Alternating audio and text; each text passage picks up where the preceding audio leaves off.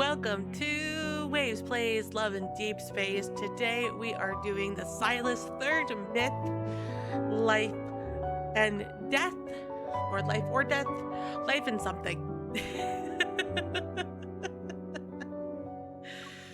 All I know is he's a vampire, chat, and I love vampires.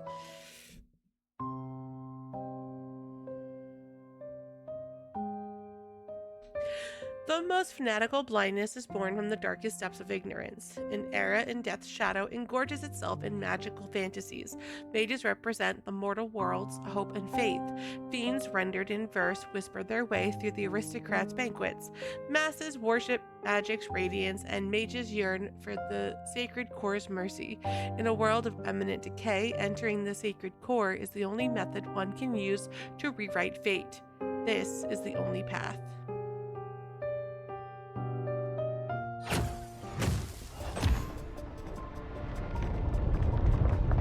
We know what this book can summon. A mere mage shouldn't use it. I point my staff at a book's parchment as it peeks out from beneath his brown robe, its ancient silver markings revealing its authentic origin. I'm not after that. What I want is Sylus. Are you aware of what happens to those who dare to summon the Archfiend Sovereign? I don't care. No matter the cost, I must have him. The gem at the tip of my staff emanates a faint red glow, and the book rises into the air. Excruciating pain akin to flesh being torn apart devours every part of my being.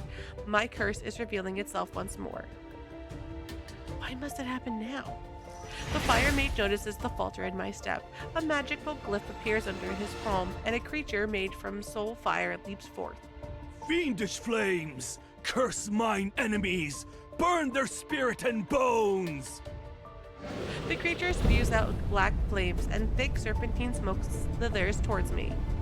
I summon a defensive glyph under my feet. However, the pain slows me, and the burning claws tear into my shoulder. Incinerate their body and obliterate their essence! He conceals himself in the thick smoke and attacks with his familiar. The black flames engulf me. Who are you? Red crystals rise from the glyph and pierce the creature. They also impale the fire mage's limbs. Ugh. I emerge from the black flames, the blood from my shoulder dripping onto the scorched hem of my clothes. A body that cannot die. A monster such as yourself wishes to summon a fiend to enter the sacred core. I stay silent, merely pointing my staff at the book he holds. The bloodstained tome flies into my hand. You're already immortal. Why would you rewrite your fate?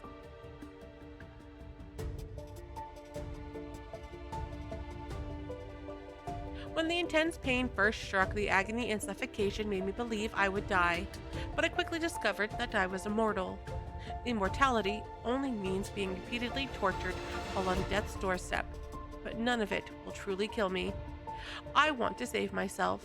Thus, for hundreds of years, I ceaselessly searched for something to end my torment. I submitted to being studied, willingly becoming a test subject, and traveled from one destined dynasty to the next.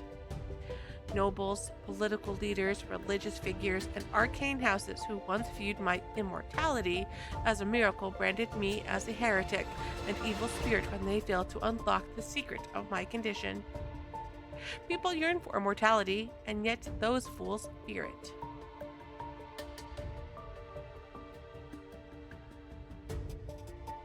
I never trusted humans ever again. I could only rely on myself. I hid my identity and wandered the world as I studied the most ancient and profound magic. All my efforts were directed to finding the source of my suffering. Time could overthrow dynasties and erase the memories of generations, yet it couldn't change my pain. Then, the woman who taught me forbidden magic told me my torment stemmed from an ancient curse. Furthermore, no magic in this world was capable of removing it. Only by entering the sacred core and beginning anew could the curse be lifted. That was my only path.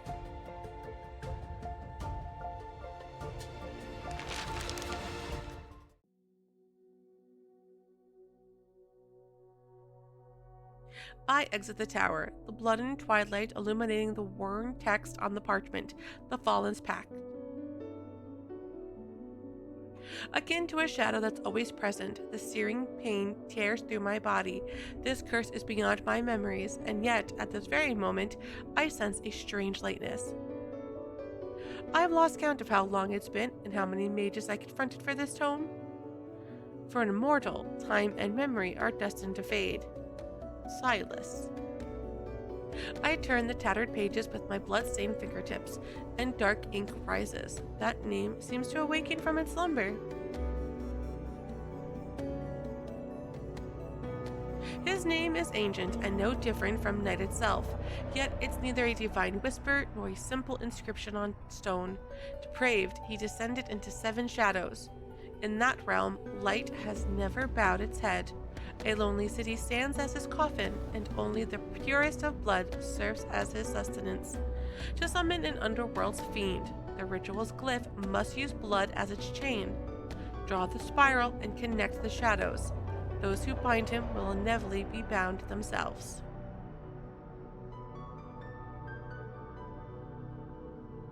The underworld is where fiends exist and is a place humans cannot enter. However, powerful mages can summon fiends to serve them. And Sylus, a name whispered amongst mages for centuries, is the underworld's uncrowned sovereign. The pain inside my body temporarily subsides. Before the searing agony tears through me again, I must summon Sylus. I can only enter the sacred core with his immense power. I find an abandoned sanctum. Following the book's instructions, I use my energy to draw the summoning glyph. The wind rises as gathering clouds slowly devour the full moon's light. Sylus.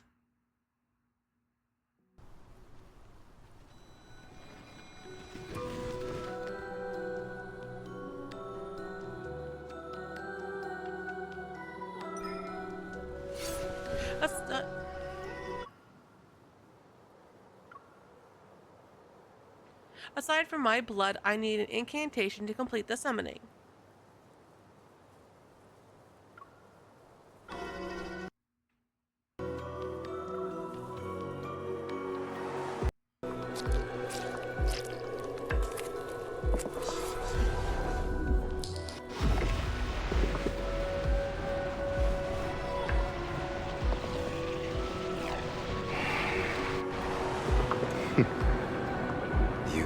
Your blood is bait.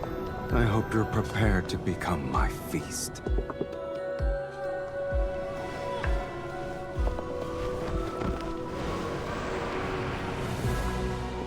However, answering these summons, it's a first for me. You're the one who awakened me.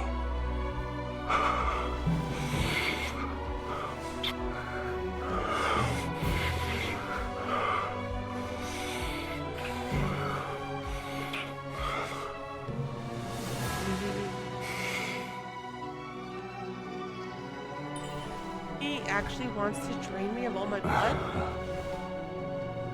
Shall I give you a chance to resist? Once this linkage is formed between us, you're mine. An amateur's trick.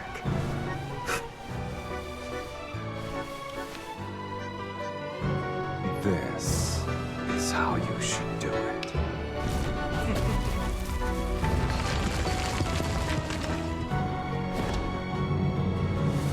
Bullshit.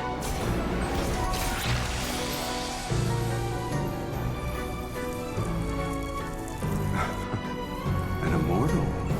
You have some worth.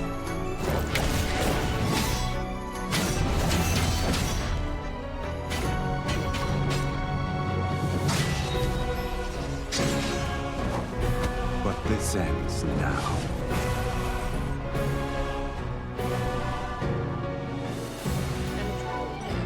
The linkage has been formed. You don't have to listen to me now. Those wings. Oh my god.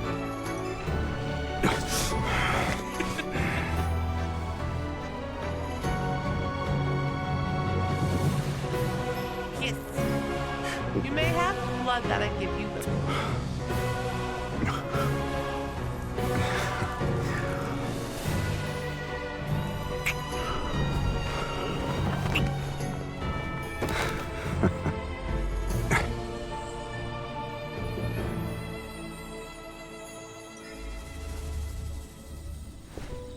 I'm the victor here.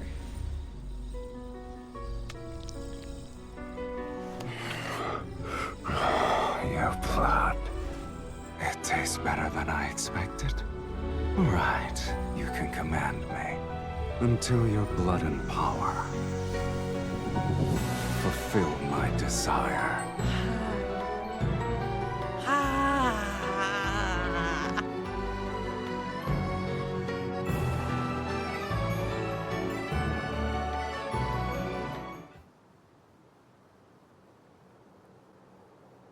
Clouds disperse, and the blood-red moon returns to a soft yellow.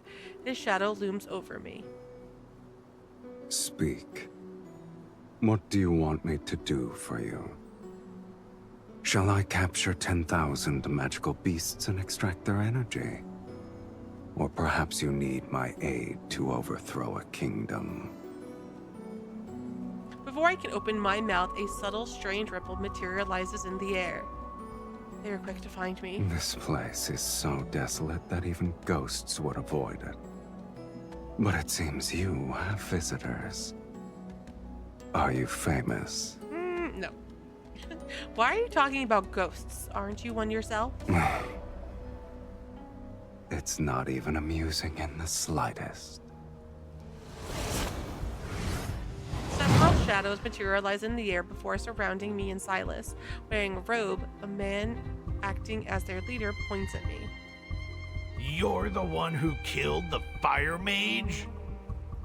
I turn to Sylus. Kill them, Sylus. Are you insane? Sneering, he taps his staff on the ground. You put on a spectacle to summon me. Also, you could order me to crush some insects. How ridiculous. You said I could command you. Yes, I did. Please allow me to finish that sentence. Oh, You his can caveats. command me. Though, whether or not I obey depends on my mood. Oh, shit. Read the fine print of the contract. He leans against a stone pillar and idly twirls his staff to amuse himself. I expected Sylus to be more impressive. I guess the Fallen's Pact is nothing more than a nonsensical legend.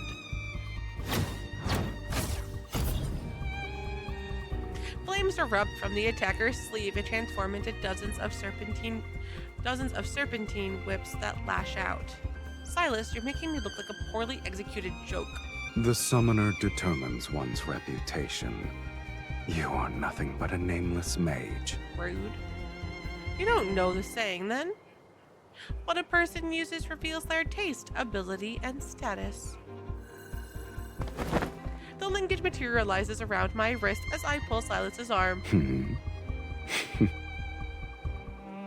Forced to shield me, he stands between me and the attack.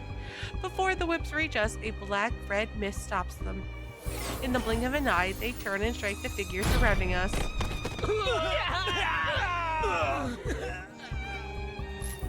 I dismiss the linkage and dust off my sleeves in Sylus's direction. It doesn't matter if I'm a renowned mage or not, you're Sylus. Since I'm your summoner, you should be the one to validate my reputation. Your logic is sound. Clever, even. The stars have shifted, and the most powerful mages across Philos have gathered in Velmir. They're waiting for the sacred core to manifest. Accompanied by a fiend, you shall be a target everyone will fight against. And you still hope to enter the sacred core to rewrite fate? Your dreams are... Sylus snaps his fingers. The assailant is interrupted. He clutches his throat in silent agony as if struggling against an invisible hand. But Sylus's gaze remains fixed on me. You summoned me to enter the sacred core. Don't tell me you actually believe mages would summon you to overthrow kingdoms. You're no different from those other mages, rewriting fate. How boring. If you help me enter the sacred core, you'll be able to break the linkage between us sooner. I perform an insincere curtsy. Welcome to Philos, Archfiend Sovereign. It's the epitome of boring. Oh shit! Oh shit!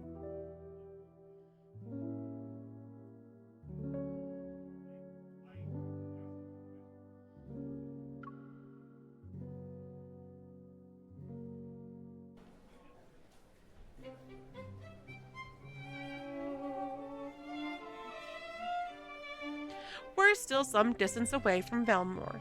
I'm impatient, but this fiend is unhurried. I'm tired. I need to rest. I look at the red and gold crystal chandeliers, the carpet with blue silver patterns, and the polished oak staircase. You led me to various places to find the most luxurious inn in the city. We have the most expensive room. Don't tell me you actually think the underworld's fiends have miserable, wretched lives. Only humans tolerate suffering. Fiends don't have the appetite for it. Oh my god, I love it. I need him. He's useful to me. You're wearing your thoughts on your face, my lady. No wonder you lost to other mages. Rude. This is how I'm proving my faith in you. Then I hope you'll treat me well. Sylus turns to look at the attendant by the door. Bring us your most expensive wines and dishes. All of them. God, I hope I'm rich. Yes, sir. I'm gonna be poor in no time. Oh my god. The enormous table is filled with exquisite dishes, separated by a dazzling array of silver platters and candelabras. Sylus and I sit at opposite ends. I viciously hack at the steak on my plate while staring at him from across the table. He swirls his wine glass. Books say fiends feed on blood. I didn't expect your appetite to be enormous and diverse. Your tomes are correct about the blood part. Then why did you order so much food? I have to make it special. This is our first dinner. He raises his wine glass in a toast. To you, Miss Mage. And to our last dinner. I'm sorry, what now? Huh? The crimson wine moistens his lips. It gleams like fresh blood in the candlelight. Is there still a reason to give up? I told you. To command me, you need sufficient power and desires to satisfy my appetite. Your power and talent exceed those of ordinary humans, yet your desire is as banal as the other mages. A crimson light flashes across his right eye, then he narrows his eyes and hides his gleaming pupils beneath the shadows of his eyelashes. The desire to enter the sacred core can't even provide a modicum to satisfy me. The underworld has plenty of fiends you could summon. I've defeated those weaklings, but they're sufficient for dealing with mages. Shall I create a list for you? I pulled a knife from my steak and pointed at Sylus. You only took one sip, and yet your words are akin to a drunkard's. Do you need me to use our linkage to pull you here so I can kiss you again? You might become sober. Go ahead. Let us see who's the hooligan here. The linkage at my wrist flies across the table along with the knife I throw. Sylus tilts his head. The knife grazes his hair before it's embedded in the chair behind him. Black-red mist emerges between his palms. Traveling along our linkage, it spreads and approaches me. I concentrate my energy and pull, yet the black-red mist drags me across the table towards him.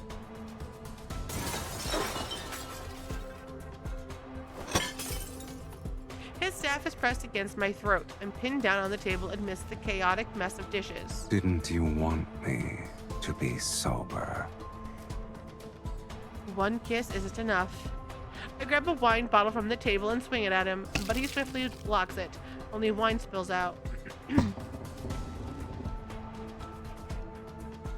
He carelessly tosses the bottle aside, and he touches my face to wipe away the liquid.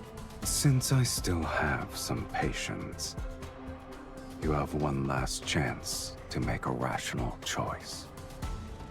When his fingers move to my lips, I bite them.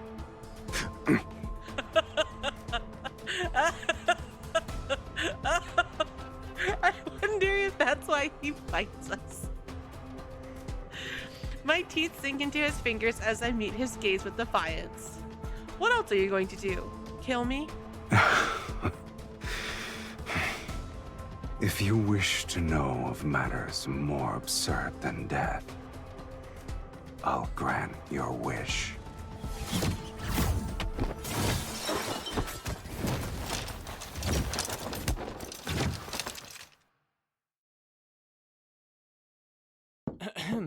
Sir, miss, it's getting late. Other guests need to rest.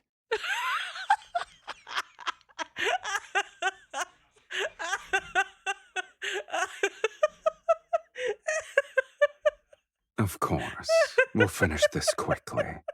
Oh my god. Oh, that's beautiful. Love it. The chaos in the room moves from the dining table to the bedroom. I barely dodge the energy blade from his swinging staff. Before I can launch a counterattack, I'm pinned to the headboard. Let's fucking go! Shh. I'm certain there are quite a few mages staying here. I wouldn't be surprised if their destination is Velmure. Unless you want to expose yourself at this very moment. Perfect. They can help me defeat a fiend such as yourself.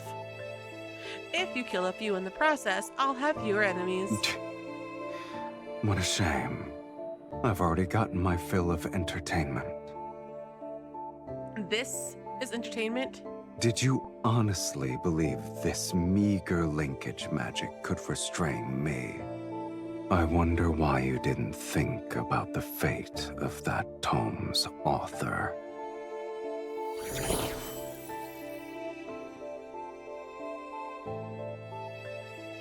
Black-red mist swirls around the bed's curtains tieback. It binds my hands to the headboard. Forcibly breaking our linkage will harm us. Do I look like I care? You won't perish before my eyes. On the last page, the Fallen Pact states that when the linkage is forcibly broken, the party with weaker energy suffers a more severe adverse reaction. Silas's energy is greater than mine. This bastard. He shakes the linkage on his wrist to taunt me. Then he turns and walks towards the door. He vanished. That's not walking away. As the distance between us increases, the linkage connecting our wrists grows increasingly taut, and the force surges up my arm. It overwhelms my body. The linkage's light gradually dims as it tightens, it's slowly being extinguished. Silas. Farewell, Miss Mage. May we never meet again. As the door is about to open, I grip my teeth in defiance. Only the sacred core can free me from this curse and let me begin anew. Countless eons have passed before my eyes, and I missed my chance to enter the sacred core every time. Summoning Sylus is my last desperate attempt, for everything to end so pathetically. I refuse to give up. I'll find another way to summon you.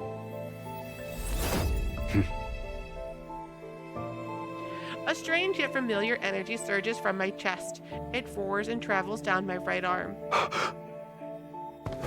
A powerful, invisible force pulls an even greater energy toward me. I open my eyes. He stepped outside the room a moment ago, but he's been pulled back to stand in front of me. Oh, sucker! He falls onto the bed with me in his arms. The linkage between our wrists has reformed and emits a radiance I've never seen before. We pissed. Impossible. What's happening? Wasn't the linkage broken? Before I can process these events, Silas's other hand is already at my throat. It's not a normal connection. Where did you learn this forbidden spell? It's behaving differently from what it's described in the book. Never mind, I'll just bluff him for now. I put on a mysterious, knowing smile and look into his eyes. Anger and curiosity flicker in his gaze. I'm not an ordinary mage. After all, I've been graced with immortality. I didn't expect to see you again so soon, Archfiend Sovereign. Isn't this more absurd than death? He doesn't immediately contradict me, so I seize this chance. Since you can't kill me or break the linkage, I guess you can only honor our agreement. You look pleased with yourself. It's impossible for you to negotiate, Sylus. Once I accomplish my goal, you will regain your freedom. I meet his scrutinizing gaze without flinching. His gem-like eyes seem capable of capturing my soul. I shall temporarily withdraw my previous statement. Being summoned by you might not be that boring. He pulls his hand back, and I secretly let out a sigh of relief. Then I'm aware of the lingering warmth his fingers left on my neck, and the heat that's enveloping my entire body. Untie these ropes first. Also, I'm sleeping on the bed. You may have the couch. He unhurriedly helps me undo the restraints on my hands. However, he shows no intention of standing. I'm hungry. You ordered all those dishes earlier. Only then do I realize that he needs blood. I haven't been fed since I was summoned, and the energy I've expended is astronomical. I planned to go out to feed. Alas, I can't leave. The restraints are gone, but his warm hand remains where it is. His thumb caresses the inside of my wrist. I doubt you want to command a weakened fiend. He's manipulative. It's already midnight. Letting him feast outside will attract the attention of other mages at the inn. Of course, he knows my concerns. He's simply negotiating. I'll respect your decision, Miss Mage. King of consent from the beginning! Hell yeah. I take a deep breath and offer him my wrist. Hurry up and drink. I need to rest. Just so you're aware, I like the taste of your blood. Fingertips brush over my veins. Under flickering candlelight, sharp fangs pierce my skin. They're neither brutal nor gentle. The scent of blood fills the air, and I watch him. His eyelashes slightly tremble, and his Adam's apple bobs. A crimson hue stains his lips.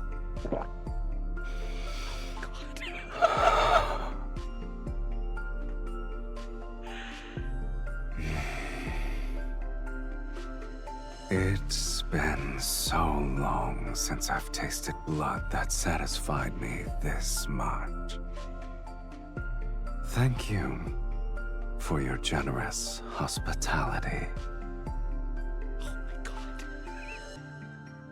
Oh my god. After his meal, Sylus lies down on the sofa. He had his fill. The night is quiet. Moonlight pours in through the gaps between the curtains and shines on my wounded wrist. The blood has crusted over, and my injury shall heal. Soon, nothing will remain but a faint streak of dried blood.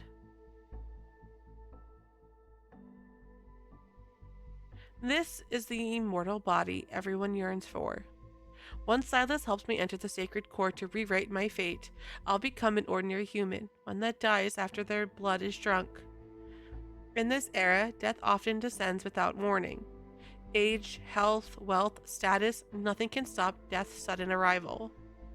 This is a world living in death's shadow.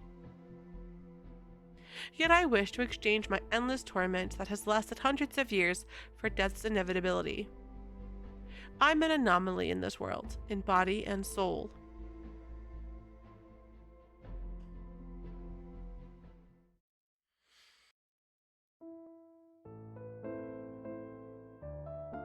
After that night, Silas and I agreed to a temporary truce.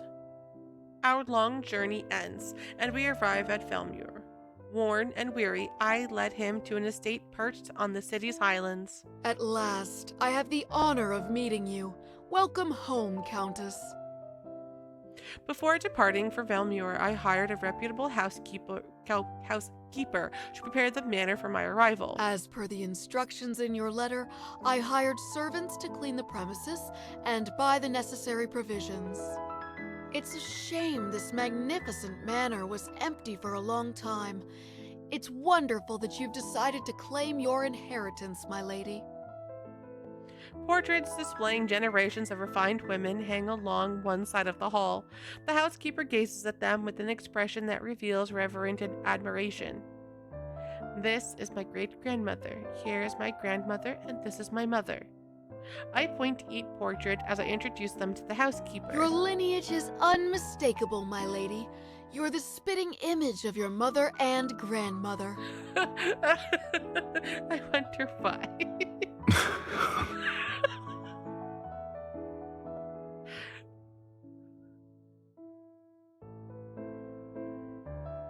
Sylus, who's been standing behind me, lets out a soft chuckle. He leans down to whisper into my ear. You're pretending to be your entire lineage by yourself? You've outdone yourself. I fucking love that. That's great. I resist the urge to turn around and glare at him. Instead, I maintain the proper decorum that's expected of nobility.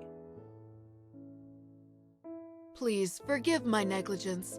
May I ask who this gentleman is? He is my I'm her husband. Oh, okay. Yes, we're married. You may address me as Count Cyrus. Are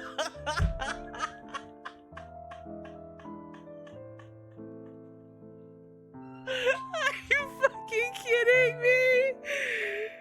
No fucking way. That's terrible. Oh, I hate it. It's so bad. My apologies, my lady. You didn't mention your marriage in your letter. I thought... I shall prepare the necessities for the Count at once.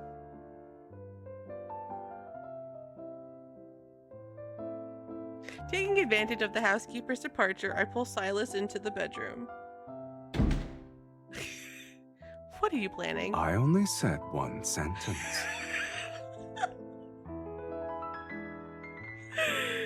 I hate it. You're supposed to follow my orders. Who gave you permission to define our relationship? You were going to say that I was your fiancé, yes? He raises his staff to point at the bedroom door. Then he lifts his left wrist. What sort of noblewoman allows her fiancé to stay in her bedroom from sunrise to moonset? Velmir won't stop speaking of your name before sundown.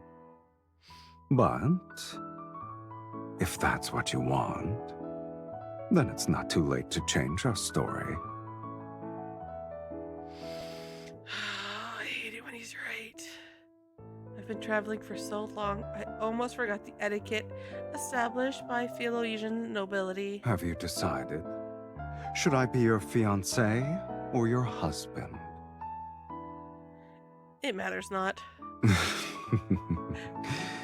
It's settled then, my dearest wife. Oh my god. I suppress my annoyance and point to the couch on the side of the bedroom. In this room, your place will always be there. As you wish, my lovely wife.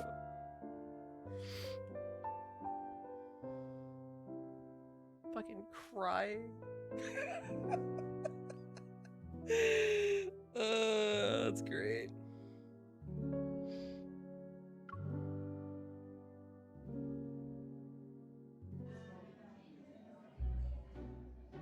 Ooh, do you like this? Yeah, that's nice. Yeah. Okay. The next item in our collection has been salvaged from shipwreck relics. Here is a tortoiseshell incense box with relief carvings. Based on the engravings at the bottom of the box, this appears to be a precious treasure used by a previous dynasty's empress. Remarkably, it still retains traces of its original fragrance. Interesting. Ladies and gentlemen, which one of you would like to acquire this? The starting price is 8,000 silver. Please place your bids. Don't forget, the distinguished guest who acquires an item may invite their partner to lead the next dance. For Daria, my beautiful daughter, I'm willing to offer 10,000 silver. 15,000 silver! It's for my beloved Miss Ariella. I yawn listlessly from the corner of my banquet hall. When will they reveal the fragment of Night Whispers? I didn't expect there to be this many mages present at a ball. We all have the same goal. Of course. The nobles only consider Night's Whispers to be a poetry collection left behind by Sir Saren. They forgot that he was the greatest archmage in Philus's history. He was the last one who... Shh! Lower your voice. Mages are already competitive enough as it is.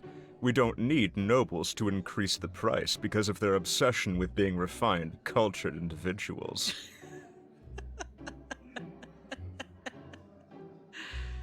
So, that's why you're enduring a boring social gathering.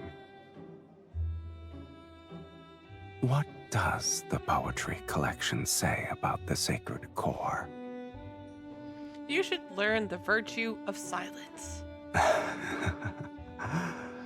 It's a shame I'm not a fiend you summon to blindly follow orders.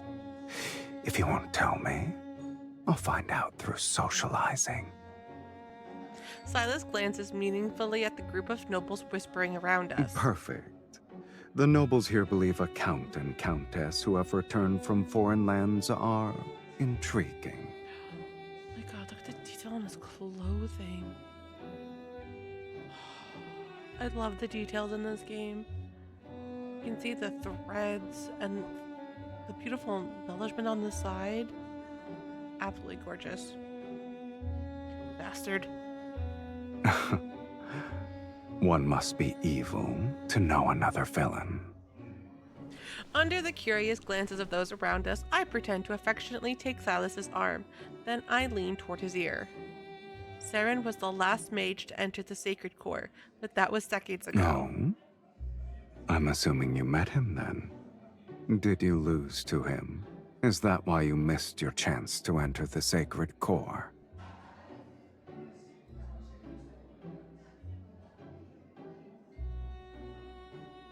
Unhurriedly caressing my cheek, he savors my silence. I guess the mages believe he wrote a prophecy that tells of the sacred core's next appearance. This arrogant fiend must have an exceptionally brilliant mind. Your goals are all so banal. But my curiosity is piqued, I admit. How do you plan to outbid these mages? A noble repeatedly bidding against them would raise suspicion. I'm not that foolish. Besides, who says I have to bid? I see. I've underestimated your intelligence, Countess.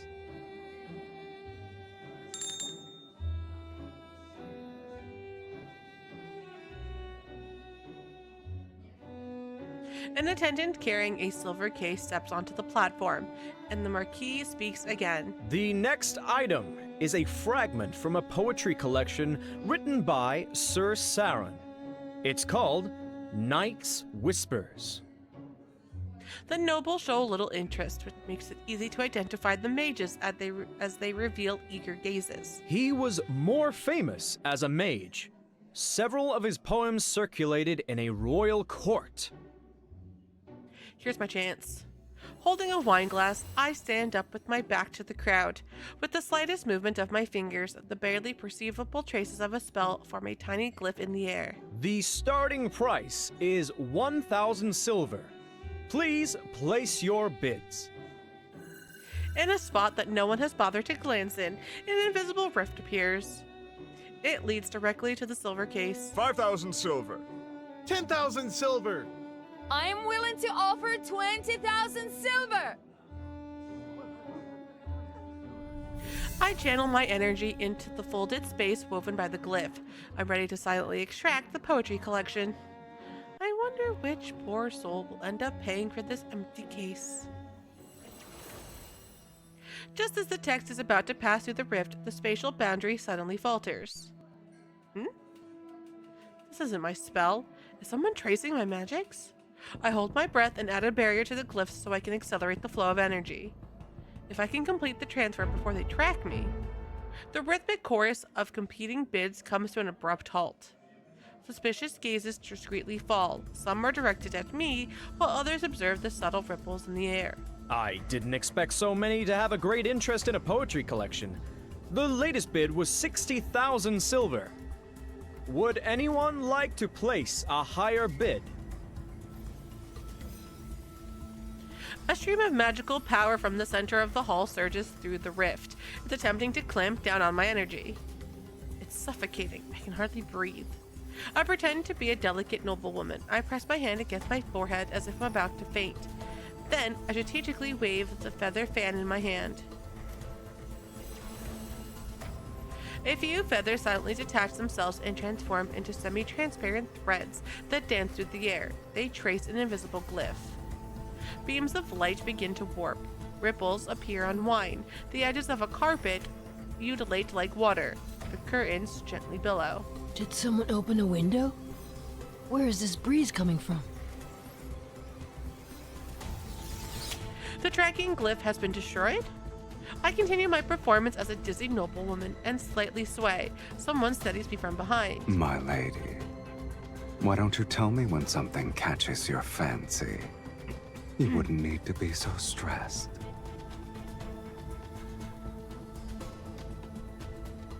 Glaring at him, I lower my voice. Since you know what I'm doing, you should help instead of mocking me. Here's a hint for all of you. The next dance is called Moonshadow Waltz. For those of you who are interested in being the lead dancer with their partner, this is your final opportunity. 60,000 silver! Not again. Another wave of stronger energy attacks from a different direction. I try to create another glyph. Since you earnestly made a request for my services.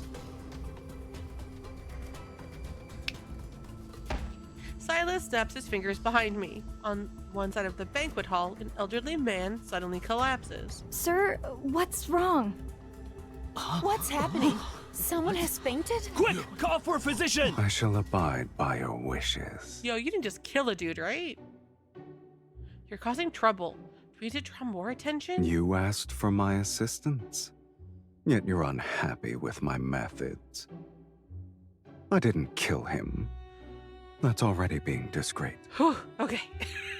Continue. Sir Saren's poetry collection for 60,000 silver. 60,000 silver going once, going twice.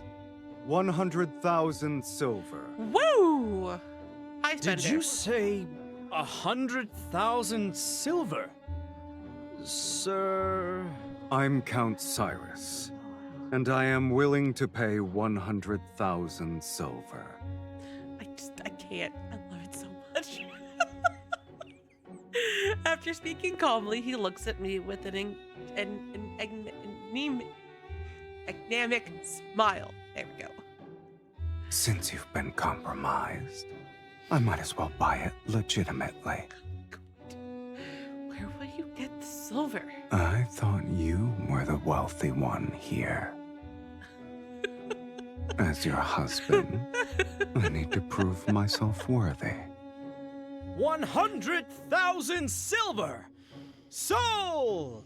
Congratulations to Count Cyrus on acquiring Night's Whispers.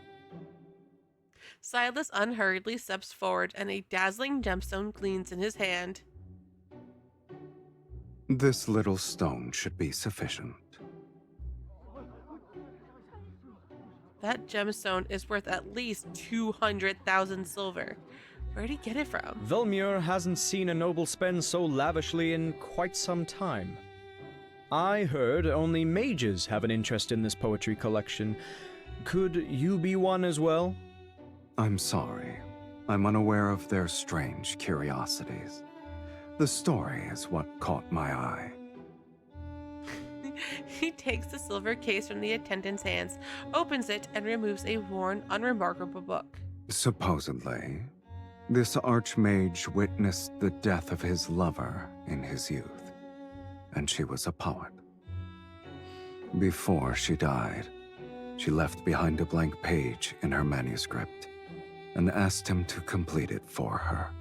Thus, on that same night every year, he used forbidden magic to send a newly written page of poetry to his Aw, lover. that's actually really sweet. Until they formed a complete collection. These pages are his lover's epitaph. That's adorable. I don't know how true that is, but that's adorable. Sylus opens the poetry collection to a random page and begins to read out loud. Beneath frozen tears' firmament, the rose in the mist eternally sleeps. Her petals bloom with the illusion's blood. She guides those marked by destiny to a place where none dare to venture. A rose in the mist.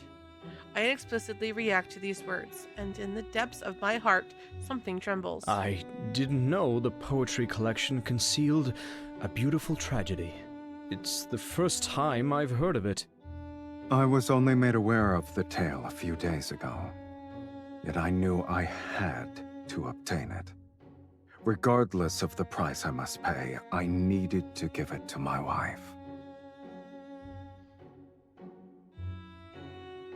In the room, all eyes are on us. He hands the old book to me. My lady, we have only tasted the beginning of marriage's joys. However, my commitment to spend my lifetime with you surpasses life itself. Oh my god! Oh my god, why is he so fucking perfect? Oh my god!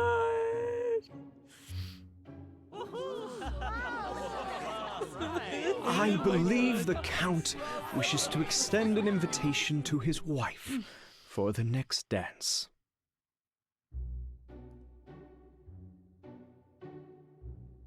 My dearest wife, would you be so kind as to dance with me? Oh my god. Oh my god. Everyone is watching our every move. I have no choice but to put on a blissful smile and place my hand in his. Take the fucking dance. Sylus gracefully leads me to the dance floor, and he guides me into a gentle spin. My dress sweeps in an arc as every movement flows with practiced grace. When we finish the first part of our dance, the other guests join in. Their silk garments ripple outward like waves. Where did you hear that story from? Did the previous mages who summoned you reveal it? I came up with the fantasy myself. Oh god. It happened decades ago. No one remembers it anymore. People will believe anything you tell them. Our dance elegantly continues as we move to a corner of the banquet hall. A decorative mirror with a golden frame catches my eye. He holds me with one arm as I follow his lead. I lean back and turn my head. I'm startled to see only myself in the mirror. Oh my god, I know that, and that's so surprising. My dress twirls and I raise my arms. I feel his grip on my waist, yet the mirror only shows me dancing alone. Mirrors in this world cannot reflect beings from the underworld. Oh shit. For some reason, his nonchalant tone stirs a certain emotion. I hesitate before using our dance to lead him elsewhere. Are you afraid they'll discover my existence? To these people, I shouldn't exist. To them, neither of us should exist. So, we're the same. Curious. a mage compared herself to a fiend.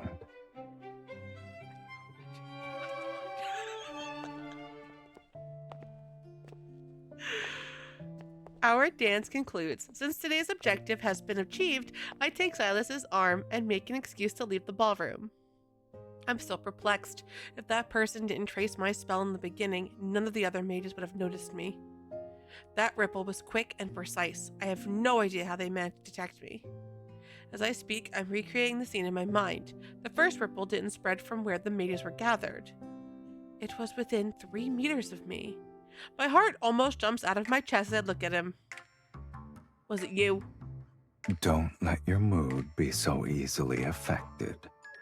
Remember, we're still in someone else's mansion.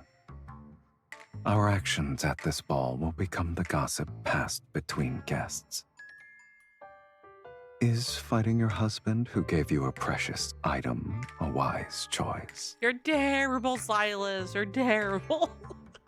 I grit my teeth before forcing myself to smile for Marquis Swan as he comes to bid us farewell. By tomorrow morning, the tale of your loving devotion will be known throughout Velmure. Today's ball was truly memorable. Once we're home, we'll savor it for a long time. Terrible. Wouldn't you agree, my beloved? Thank you for your hospitality, Marquis. This evening has been delightful.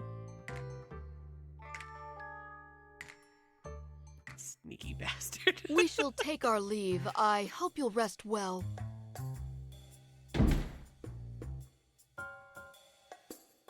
As soon as we returned to our residence, I ordered the servants to retire to the East Annex.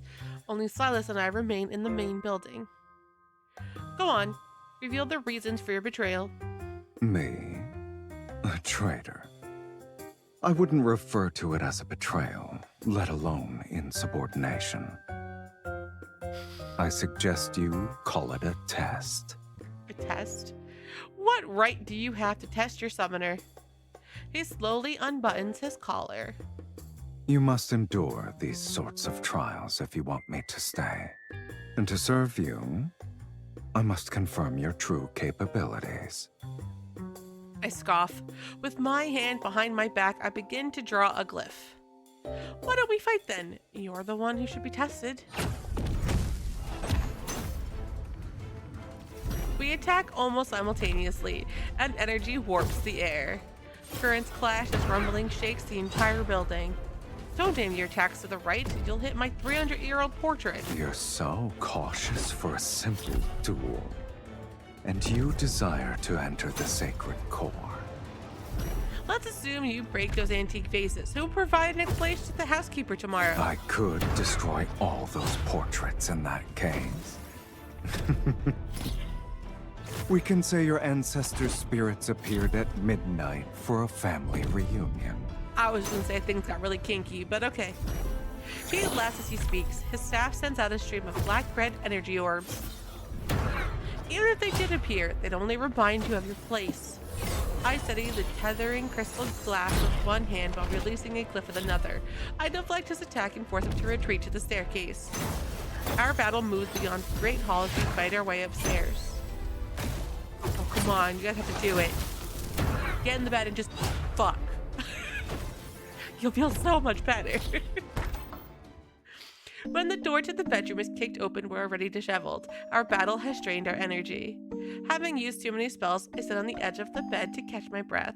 Silas rests on the carpet and tilts his head. Neither of us are dead. I suppose we'll continue this at another time. I don't respond. Collapsing onto the bed as drowsiness overtakes me, but he stands up and pokes my shoulder repeatedly. I'm hungry. Let me drink from you. I don't even have the strength to glare at him. I roll over instead. Leave me. Yet Silas lies down next to me on the bed. He leisurely spreads out his limbs. You're not allowed to be here. I turn and try to kick him off, but he lies there with his eyes closed. He refuses to budge. I can't drink blood, and the couch isn't comfortable. You either let me dine, or allow me to rest well tonight. Bastard! Furious, I gnash my teeth, but I'm too exhausted to keep fighting. All I can do is turn and bury my face in the pillow. The fatigue from using my energy washes over me. My consciousness quickly blurs into nothing.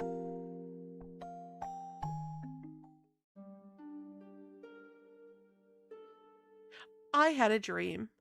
Endless rose bushes line a path enshrouded in mist. I walk forward as the mist grows thicker. Taking a breath makes me feel sluggish. A blurry silhouette appears and vanishes in the distance. I can't help but follow it. I don't know how long I've been walking until I reach the end of the path. Intense flames and blood-red mist swirls to create a sight befitting of hell. I see myself. Running between the blood-red mist and raging fire, I run as thick smoke erupts violently from the ground. It pursues me from every direction. Don't look back. A voice that's familiar, yet strange, falls near my ear, yet it's seemingly from a distant place. I turn my head back. A pair of crimson eyes stares at me. They're so familiar that it makes my heart race with dread. But the face in the mist is akin to sunlight shattering by rippling water. It's impossible to focus on. The edges of the dream are burning.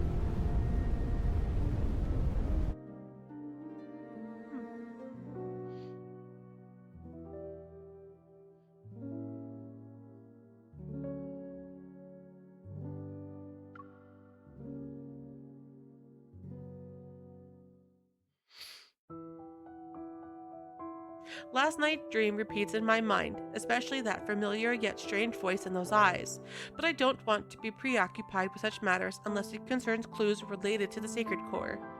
A rose in the mist. The poetry in Night's Whispers and my dream direct me to the same image. I don't believe this is a coincidence. When dawn's light begins to touch the world, I'm already at my desk. I carefully examine the fragments of ancient poetry. The space between verses are hiding incantations? My fingers trace the faint magical residue hidden within the pages. I follow the patterns of verse breaks, rhyme schemes, and the irregular arrangement of ancient grammar. The fragmented incantations are pieced together to form a map. Saren lived decades ago. This map must be from that era. I stand, approach the bookshelf, and search through my collection of maps depicting the royal capital. I must identify the exact location. You're already awake. I guess yesterday didn't leave you that exhausted. Watch your tongue. More sarcasm means I'm more likely to let you starve. My lady, may I come in to clean? What kind of threat is that? You're not the only one with flesh and blood. You won't target innocent humans. I warn him with a look as I tell the maid to come in. My lady, when I was arranging the bed before, I was worried you and the Count... I glance at the messy bed, then I force myself to smile as I link arms with Sylus and lead him out of the bedroom.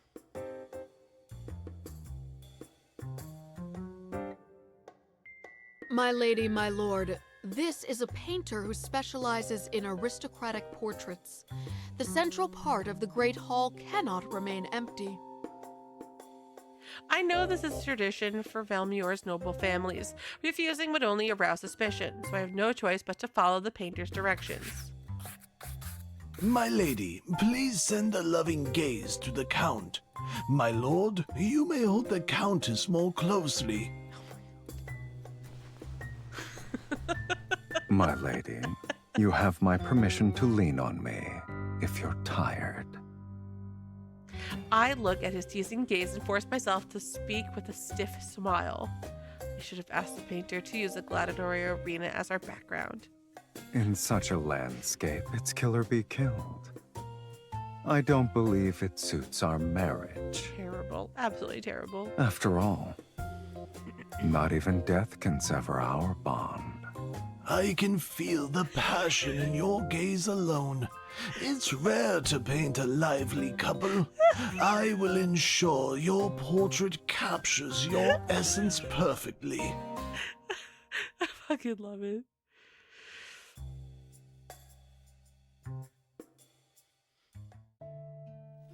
I rub my sore shoulders as I copy the poetry collection's hidden map onto a thin piece of parchment. Then I compare each section to old maps. The convergent point is on the outskirts of the former dynasty's royal capital. This is an underground vault in the old royal capital. We're leaving tonight. You're well acquainted with it. Living a long life does have its perks, I see. No amount of sarcasm will change the fact that you must obey me. I lift my wrist and wave it threateningly. Save your strength for when we enter the vault. Remember that your freedom and hunger are in my hands. Oh, your arrogance is second to none. He pulls me to my feet. Let's go.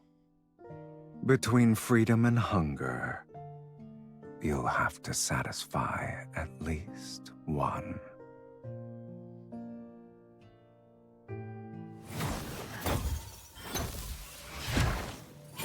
The entrance to the ancient royal capital's vault has been sealed. Its wards are stacked upon one another to serve as an impenetrable barrier. I use the incantation I decoded from the poetry collection to break through several layers. Sylus impatiently waves his staff and tears through the final seal. A hidden stone door slowly opens. Behind it is a painting lying on the ground. At its center is a small path intertwined with wild grass and overgrown with roses. In the depths of the mist, a lone figure walks into the distance. It matches my dream. The painting and images from my dream come to life. It's as if flames wrapped in thick smoke might erupt from the ground at any moment. Don't let it affect you. Sylus taps the canvas with his staff. It's been infused with energy and appears to contain a seal. If it's a glyph, we should be able to decode it.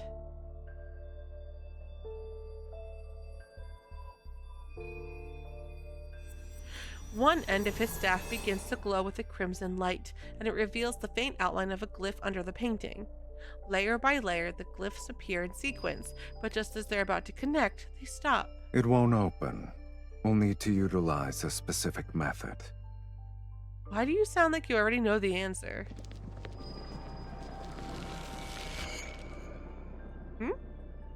Fluctuating energy in a place like this? Subtle ripples put me on alert as several figures burst in through the stone doorway. I can sense their murderous intent before they cast their spells. You won't escape this time. Rude.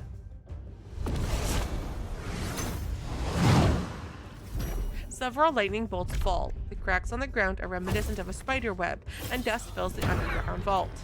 Strange. I made sure to cover my trail. How did they find me so quickly? I thought you'd be more secretive after succeeding at the auction. I didn't think you'd be so proud that you couldn't hide yourself properly. I recalled the tracking spell Sylus secretly cast at the auction. You again?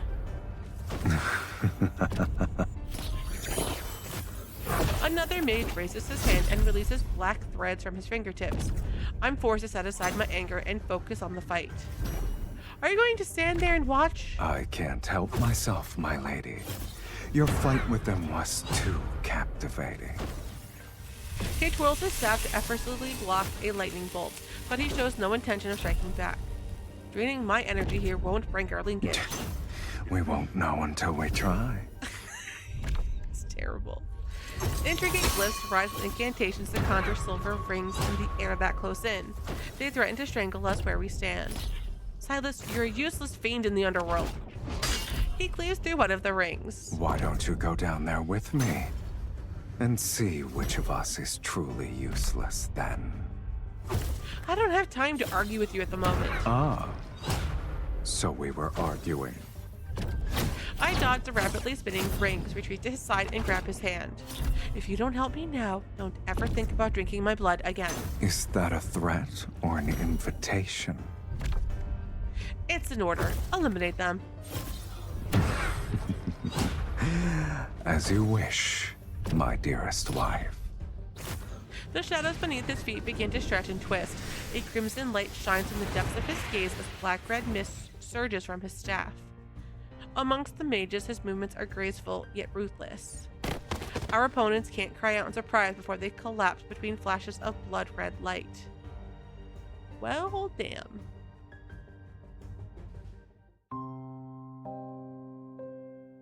As the last mage falls to his knees, Sylus suddenly bends down and bites the man's neck.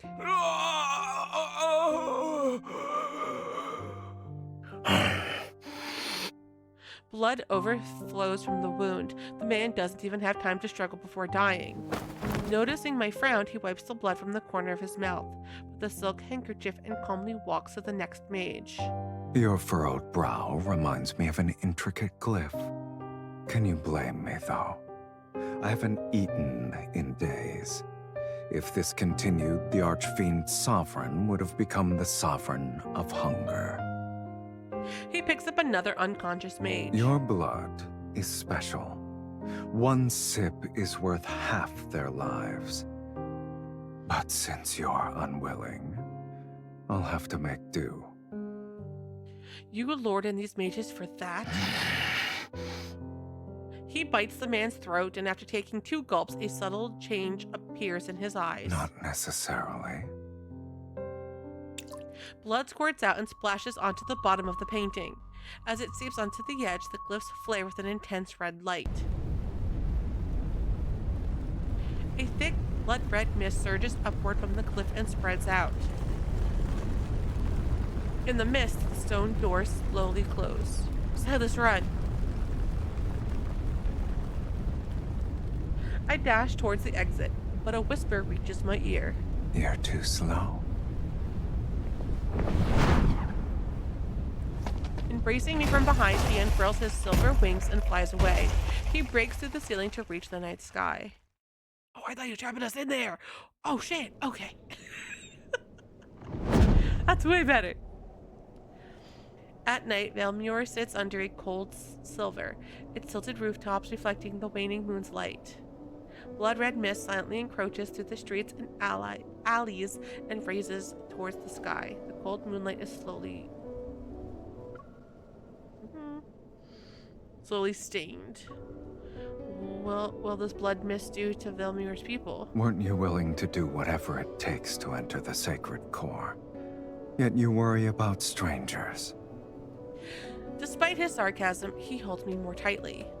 Sylus, you never actually asked me why I want to enter the sacred core. Countless people wish to rewrite their lives. You're not the first, nor will you be the last. What about you?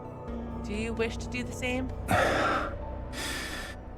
The blood mist churns in the wind, no longer a mere shadow encompassing the streets.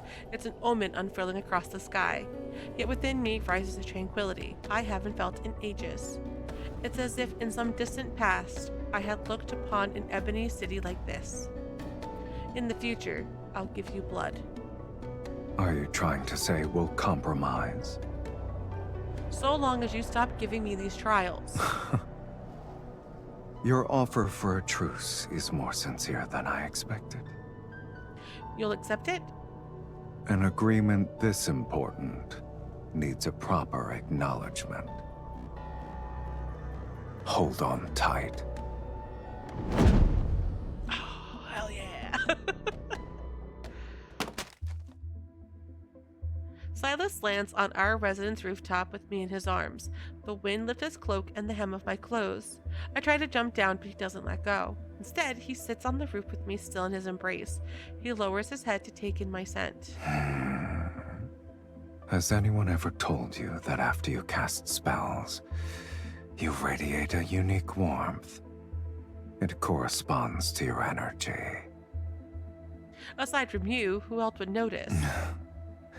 If I'm the only one, that's even better. On a humid night under cold moonlight, he slowly licks my cheek. Wow, that's not sexy. That's better. The warmth of a spell's embers on your skin is enchanting. His moist breath travels down my cheek and neck. His lips brush against my wrist and a smile forms on his face. Didn't you already? I flew across half the city while carrying you. Even fiends know what exhaustion is. As we've discussed before, Formal agreements require a proper acknowledgement to be finalized. What kind of acknowledgement is this supposed to be? Despite my internal despite my internal skepticism, I don't pull away. Since you've agreed, let's sign it. With my power, you shall tear open fate's gates, and with your blood, I'll maintain my invincible form. His warm lips gently press against my wrist. The moonlight will be our witness on this night, at this hour.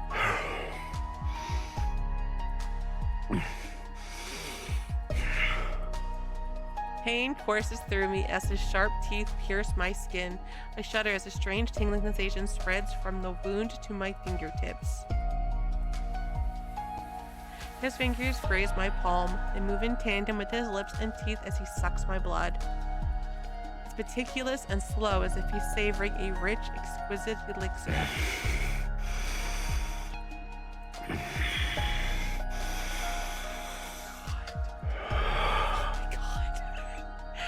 It lasts for a long time until the blood-red mist gradually envelopes the silvery white moon.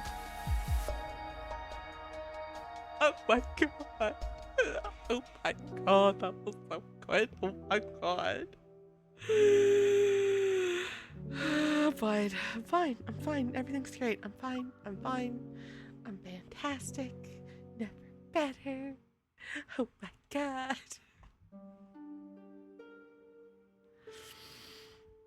I once again find myself walking along that misty path of roses in my dream.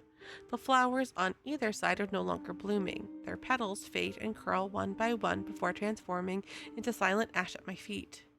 The mist clears to reveal a dead garden at the end of the path. Charred vines with roses and snarl-broken colonnades. They're akin to memories that lost their life yet refuse to fade. Looking up, I see Velmure. It's no different from a hanging scroll slowly peeling away, its colors fading layer by layer until everything dissolves into gray mist. When the roses bloom again, will you remember who I am now? I want to remember you. I want to remember you, but will you still be the same when the time comes? So long as our souls remain unchanged, we'll surely recognize each other.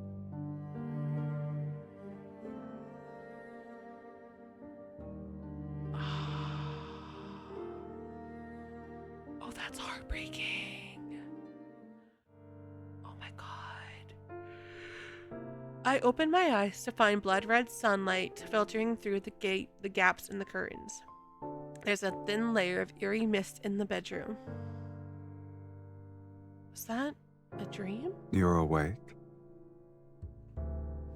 I try to sit up, but the arms around my waist tighten. I'm pulled back against a firm chest. You release me. Who said you could sleep here? Oh, okay. His annoying arms ignore me and make me face him. You slept so soundly last night that I couldn't wake you up. If I wasn't a kind gentleman who carried you back to your room, you'd be sunbathing on the roof. Oh my god. Worry not. When I walked in, I told the housekeeper that you were exhausted from dancing. No one will suspect anything.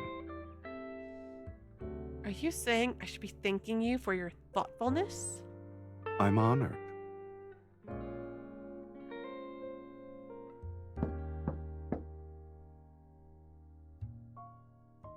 Housekeeper, now's not the time.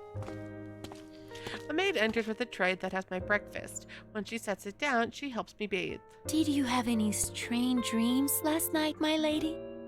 I dreamed of a path covered in roses, and when I woke up, I held a rose petal in my hand. Interesting. Why is that similar to my dream? What else did you see? I can't remember.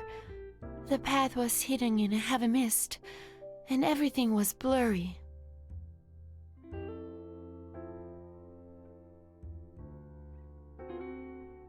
I question all the servants. They say they experience similar dreams. By evening, the entire city is talking about this strange dream. In a world where death can strike at any moment, people believe this is an ill omen. Panic spreads.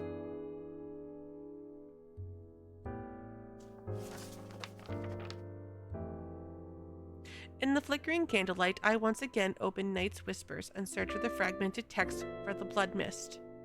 When the mist kisses the rose and its petal falls, the Supreme shall awaken from its eternal slumber. Do you believe this refers to the sacred core? In a book I once read, there was a record of a powerful magic spell. Considered forbidden, it's called the Rose Dream Plague. It can force an entire city to witness the same dream. In other words, it's a disease that infects one's dreams. Only Saren would have the power to seal forbidden magics within a painting from decades ago. Is he truly kind-hearted to show later generations the path to the sacred core? This could be him mocking people like you. At least his insults towards me wouldn't be as frequent as yours. What about you, Count? Did you dream last night? Are your dreams the same as humans? Or do fiends have no dreams? He gives a non-committal smile, but his eyes show no traces of amusement. Rather than concern yourself with whether or not I'm like you, you should focus on searching for the clues about the sacred core. He doesn't answer my question. For some reason, I'm certain his dream had something he didn't want to see.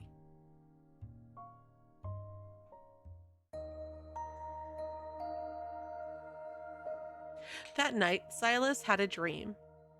In it, Amanda died in blossoming roses. When he awoke, he thought it was ridiculous. Dreaming of an immortal's death was a cruel, ill-timed joke. But the lingering remnants of the dream prevented him from showing his usual mocking smile. He still remembered the complex emotions from the dream, chaotic, melancholic, and a pain tearing his soul apart. She is a mage who summoned him, and this is a game to pass the time in his long existence. How could your death cause me so much agony? Sylus realized that although he was no longer dreaming, he was still affected by the emotions from his dream. Did I lose my mind after drinking your blood? He laughed at himself, his knuckles gently brushing over the girl next to him. Her skin was smooth, warm. He held this bundle of warmth in his arms as if to dispel the vivid despair from his dream. He thought it was just a dream. Yes, it was just a dream.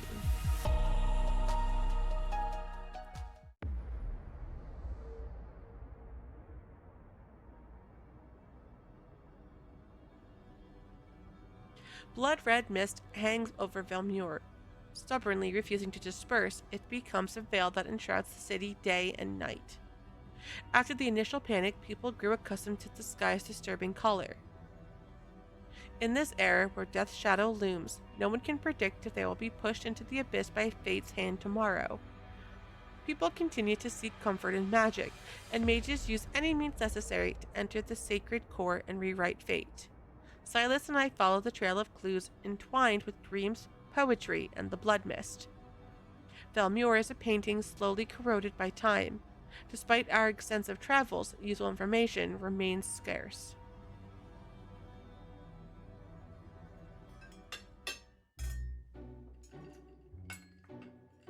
Marquis Swain passed away from an illness several days ago. My lady, my lord, you attended a ball he hosted when you first arrived in Velmure. Do you remember?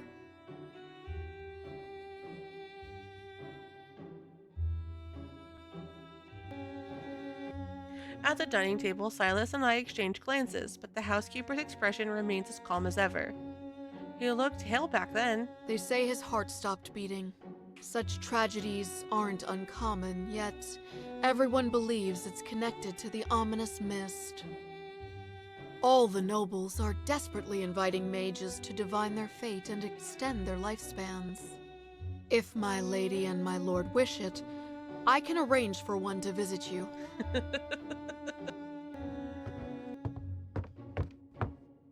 My lady, my lord, today's steak is selected from the healthiest calves raised on farms outside the city. It's been seared at a low temperature with herb butter.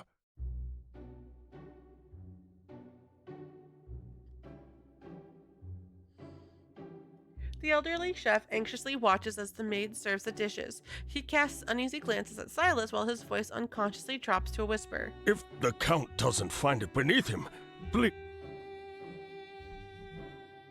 I glance at the untouched dish in front of Sylus and can't help but pity the dejected chef. I wish I could tell the chef that the Count is only interested in blood. To my surprise, Sylus picks up his knife and fork, cuts a small piece of steak, and places it in his mouth to chew. It's not bad. Thank you. I'll go ahead and prepare the dessert.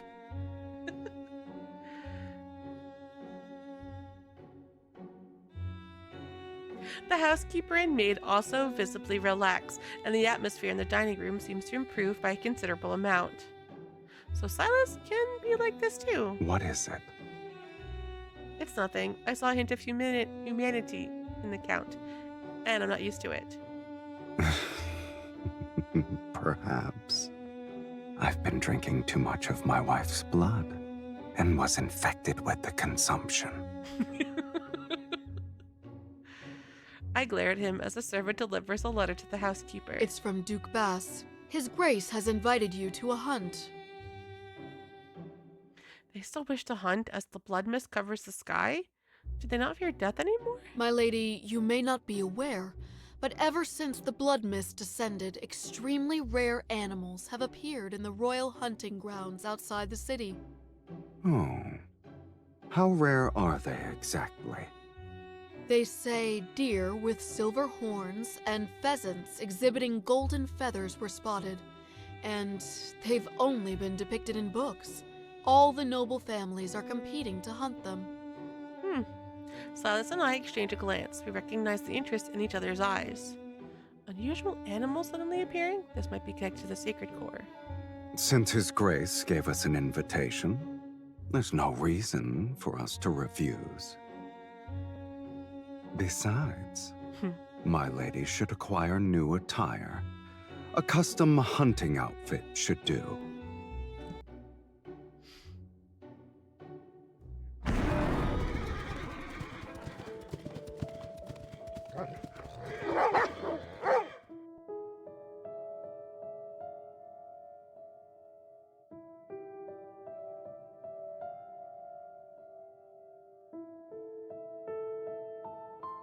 Sunlight pierces the crimson mist and cascades over the forest located in the royal hunting grounds. Every leaf is coated with a blood-red light. The horns sound, hounds bark wildly as they run, and dozens of magnificent horses gallop through the woods.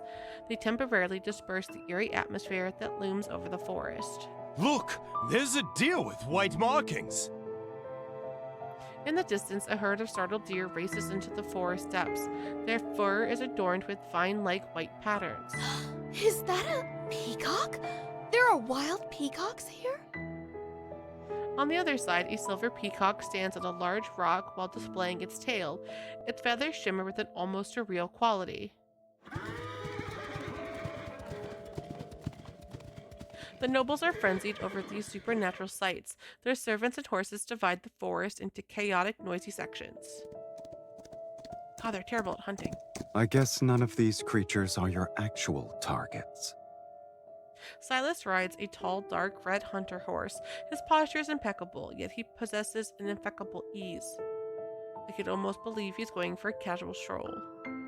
According to the books I've read, when the sacred core is about to manifest, living creatures are transformed by powerful magic. They become incredibly beautiful. Are there any tomes you haven't read? You're a walking sacred core encyclopedia. Encyclopedias are thick. Those who can only make nasty remarks should be careful, lest their skulls be crushed by one.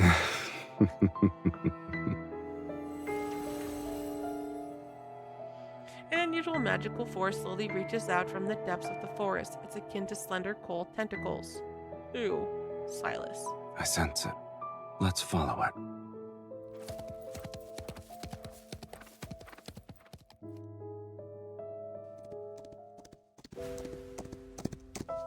We avoid the groups and track the magical force into the dense forest. The blood-red mist thickens, and a streak of disturbing white flashes. It's a white crow. Its feathers are pure as snow. A rose vine crawls out from its back. A semi-transparent bud grows on the vine, and thin streams of blood are flowing within it. Aww. It's a magical creature.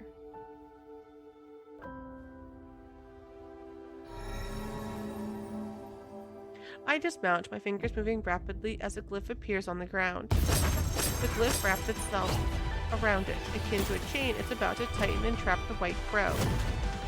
A dozen blurry figures appear in the mist. We transform it into sharp spikes and unleash a barrage of attacks. It's not yours! Before I can dodge, Sylus is already in front of me. He twirls his staff to block the spikes. You'll be unable to obtain anything with this skill. Sylus, these are illusions. I already knew that. The real spellcaster is hiding amongst them. Attack with me. I swing my staff at him. Crystals expand into a glyph and pierce the illusions in the mist. These people severely underestimated the connection between a husband and wife. What do you say, my lady? I suppose you refuse to miss any chance to flaunt our relationship, Count. We trade barbs as usual, yet our rapport is battle flows more smoothly than ever.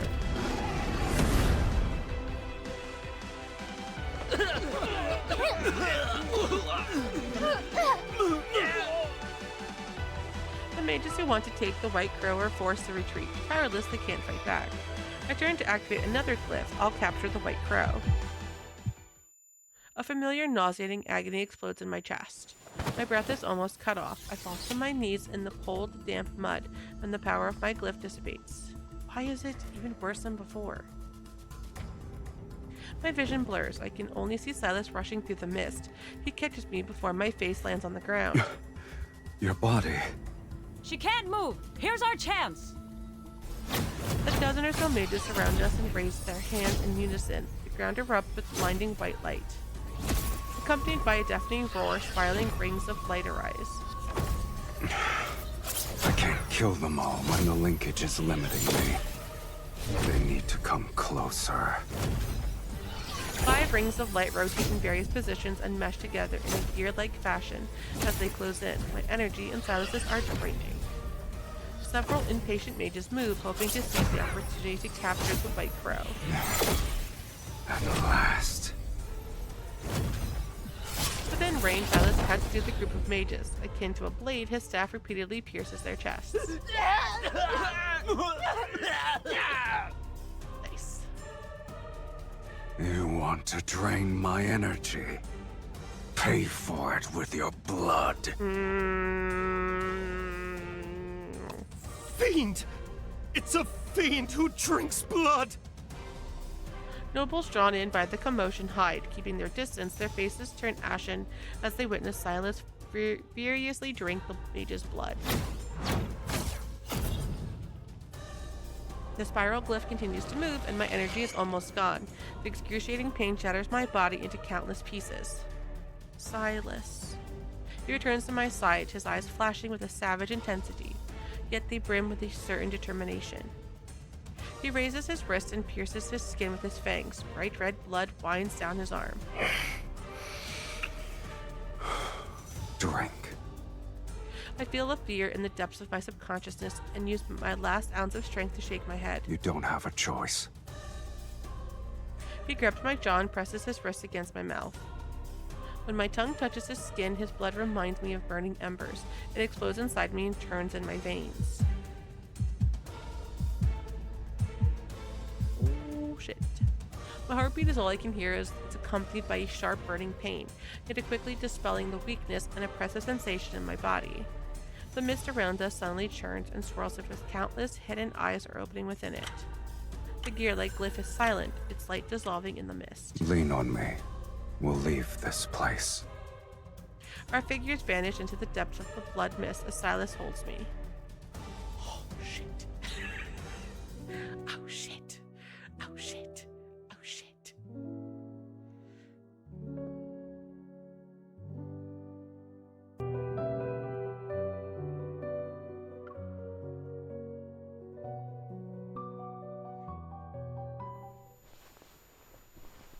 In my hazy consciousness, I can only feel a warm, thick, strange, yet intoxicating liquid between my lips. Oh, okay. My throat tightens as I greedily drink it. I'm savoring the sweet poison drawn from darkness itself. A little more. Oh, God. Breathe. You're doing well. Oh, God. I slowly open my eyes, and my vision is only filled with a dark crimson hue. Blood? I realize my tongue is lapping Silas's wrist, his blood slowly trickling down from the corner of my lips. I quickly move back and sit up, only to discover that I'm lying in a stone coffin. It's adorned with intricate carvings. Welcome home, Countess. Oh, shit.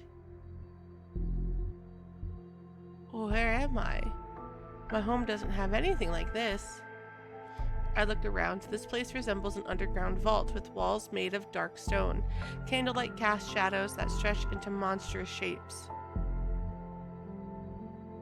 Of course, this is my home. I could use another descriptor. Welcome to the underworld, Miss Mage. Oh, snap. The underworld? How could a human possibly enter this place? They would have to drink my blood. The metallic taste of blood lingers in my mouth, but I'm not repulsed by it. How strange. The suffocating feeling from before has subsided without me noticing, but the pain inside my body still reminds me of everything that happened.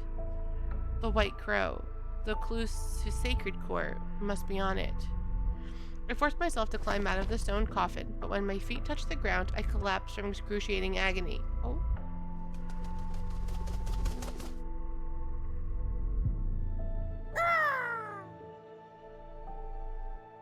A white featherly figure flies across the underground chamber and lands gracefully on Silas' shoulder. Here's your clue. In your current pitiful state, you shouldn't be running around willy-nilly.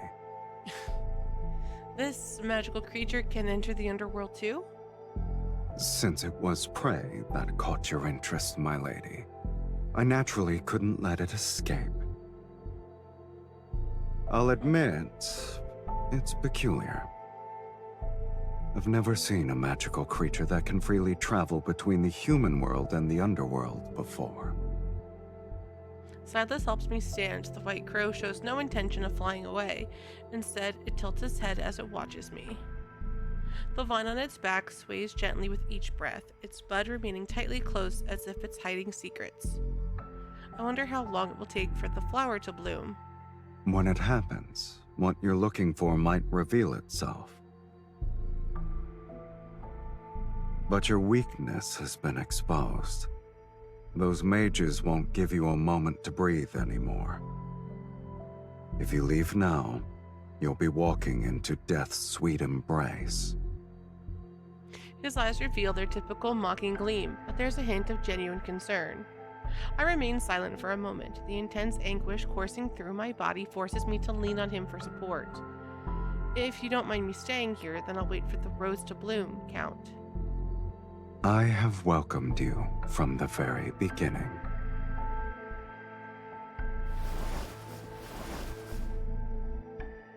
Suddenly, he picks me up. Carrying me, he climbs the stairs. Now that you're staying, let's help you become acquainted with our home, Oh my god. my lady. Look at that lean, and he looks so good. Oh god, he looks so good.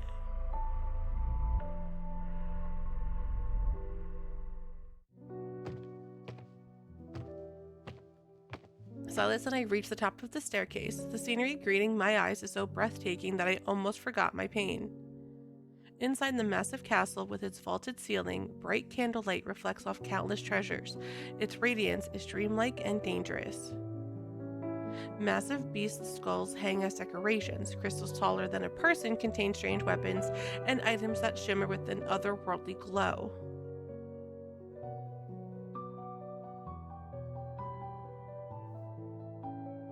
Is this how you live in the underworld? No wonder you hate being summoned.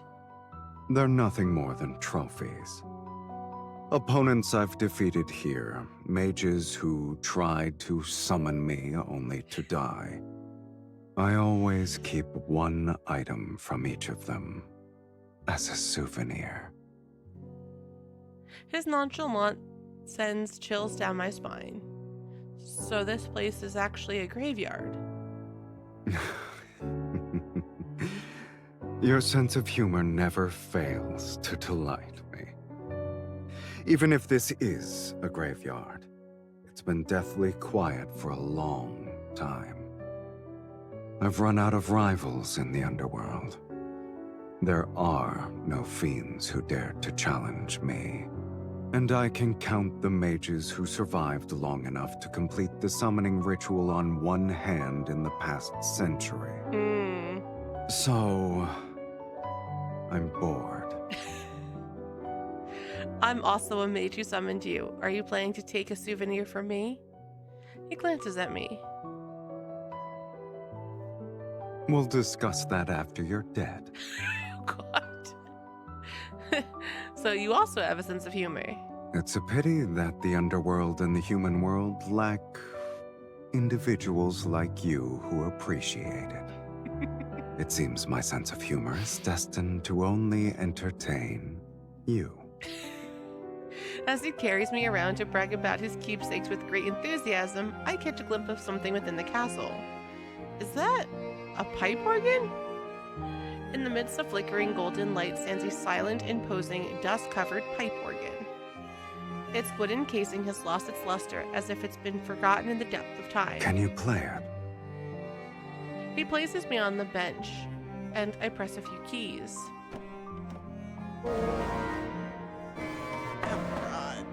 Surprisingly, some are out of tune, others don't produce any sound. That's normal.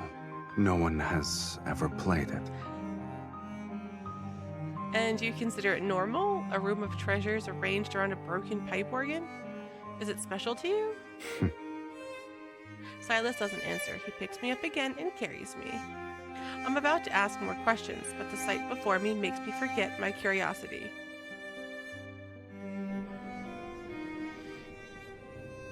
On the balcony, the wind is as cold as a knife's edge.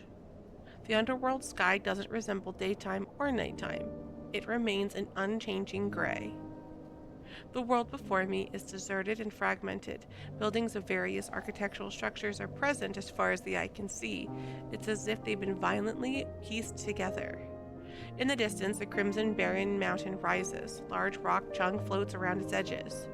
Beyond that lies a motionless sea, akin to a glass sculpture. The waves are frozen as they break.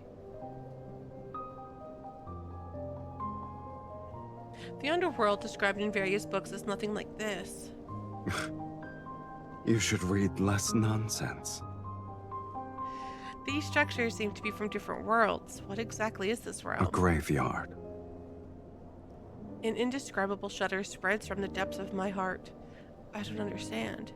He silently turns his head, his gaze passing me like the wind. You're not the only one who wants to rewrite fate. And there are other timelines with people such as yourself. Have you ever wondered where those discarded fates go? Established cause and effect cannot vanish into thin air. A place must receive these fragments erased from various timelines. When enough fragments accumulate, they form ruins. The underworld is a fate's graveyard.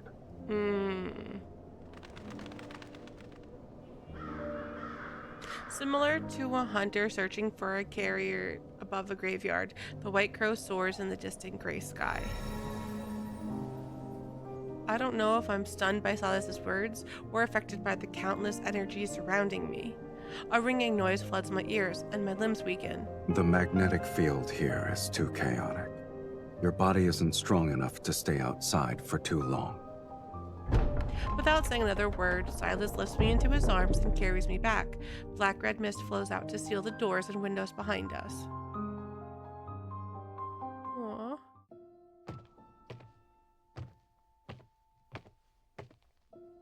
Back in the stone chamber beneath the castle, what was once eerie now feels comforting by comparison.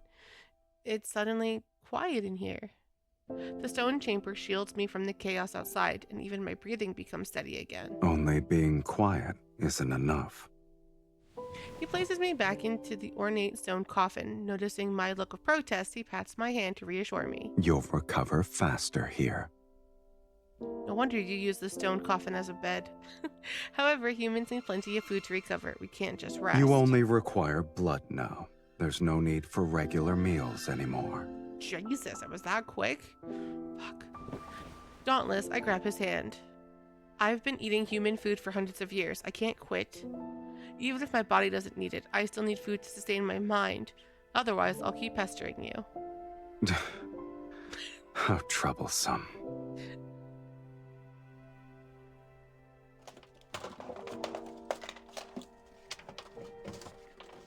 I hear rummaging, then Silas quickly returns with several pouches in his hands. You're fortunate. In the underworld, my abode is the only one where human food can still be found. I wonder who's the unfortunate maid you scavenged this from. This food isn't centuries old, is it? It's 100 years old. It's fresh compared to you. There are traces of magical seals on the pouches. Mages typically use this method to preserve food for extended periods. But no maid expects their food to last 100 years. Are you going to eat it or not? I'll try. Silas's face shows disdain, yet his movements are swift and efficient as he opens the pouches and lights the fire in the stone chamber to heat the food.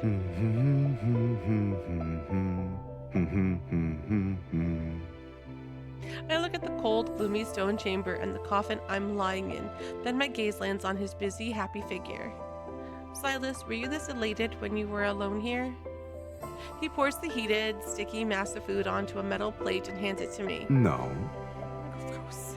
It's because I'm giving you this meal, so I can feast properly later. Sure, whatever you say. Then I must be the first dish that makes you happy, a gourmet delicacy. You're confident about your status.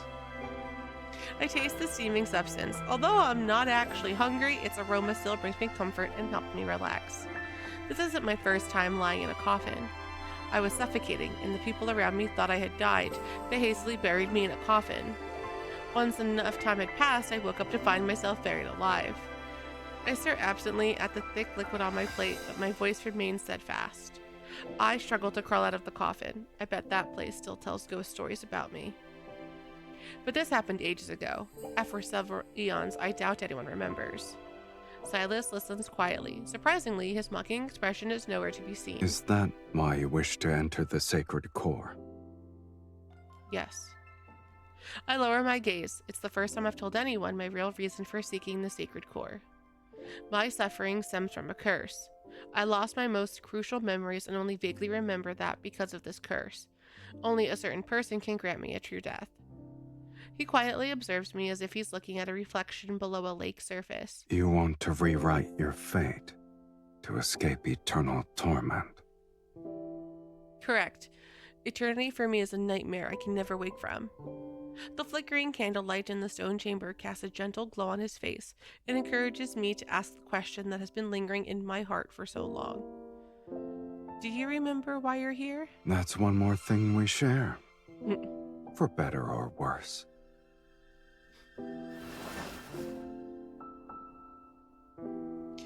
He sits down and leans against the stone coffin. I don't remember how I arrived here. Sometimes, I think the underworld's fiends are simply people abandoned by fate. Oh, no, I hope not. That would be awful. Since they're not embraced by it, they're free from the mortal world's moral constraints. They only live for their desires. But you said you weren't happy before. I suppose when I defeated a fiend, I'd momentarily feel the zenith of pleasure. That's why I spent most of my time becoming the ruler of the underworld. But pleasure has always been fleeting. After the rapture passes, all that remains is longer periods of emptiness. He speaks of his distant past in a detached tone, with time melting bloodshed and brutality, only drifting ashes are left. I understand him, though there's no reason for it. Perhaps it's because I also experienced the passage of time. Maybe my life only has one sensation left. Or, to put it simply, we're like kindred spirits. You must have traveled through many fragmented space-times before. Why did you stay at this castle? He glances at me, his tone making it impossible to tell if he's being genuine. Must there be a reason? This might be the only place where I've seen a pipe organ. Is that so? It's the only object that feels familiar to me.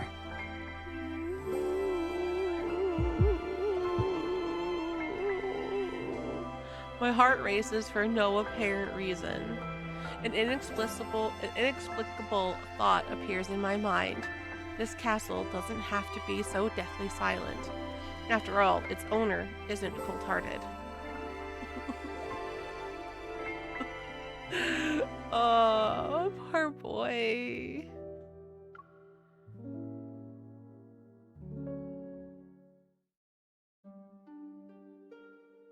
Several days later, the torment inside my body has slightly subsided. I can now leave the stone coffin and walk around the castle. Living alone in a large building must be boring.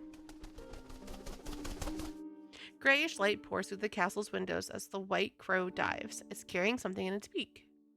It lands on the railing beside me and opens its beak. A black flower gently rolls into my palm. Is this a rose? It has the shape of a rose, but I've never seen this color before. When did it bloom? I haven't seen the Underworld's gardens yet. I grab Silas's wrist. Should we follow it and take a look? You've barely recovered. And yet you've already forgotten what happens when outside energies affect you. I've been stuck here for days. Besides, you can protect me. This is an order. Are you certain your orders still work in my territory?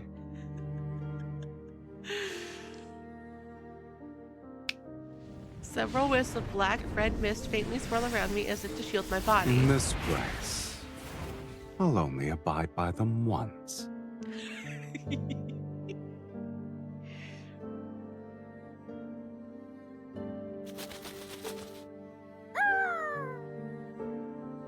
The white crow leads us to the area behind the castle. The hillside is shrouded in hazy light. To my surprise, a field of blooming blue and black roses lies at the bottom of the stone steps. The white crow circles above the sea of flowers, and this scene feels strangely familiar. I feel like I've experienced this before. In a dream? In Velmur, there was a secret garden filled with roses. It has red and white roses in full bloom. I remember seeing a black crow there. It feels similar to what we're seeing now. It's almost like A mirror image. I pick up a few roses. Their rich fragrance is exactly like the scent one can find in the human world. It adds a touch of vitality to this cold realm. Perhaps the human world and the underworld aren't completely separated. How else could this white crow travel between them? And it carries clues about the sacred core. It can be considered a messenger. The sacred core's messenger is similar to an ominous sign. It deserves a fiend's name.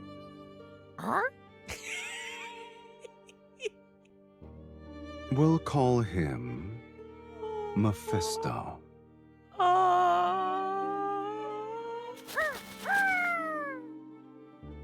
The white crow cries out as if he's approving his new name. He lands on Silas's shoulder. The rosebud on the bird's back quivers slightly. It might blossom soon.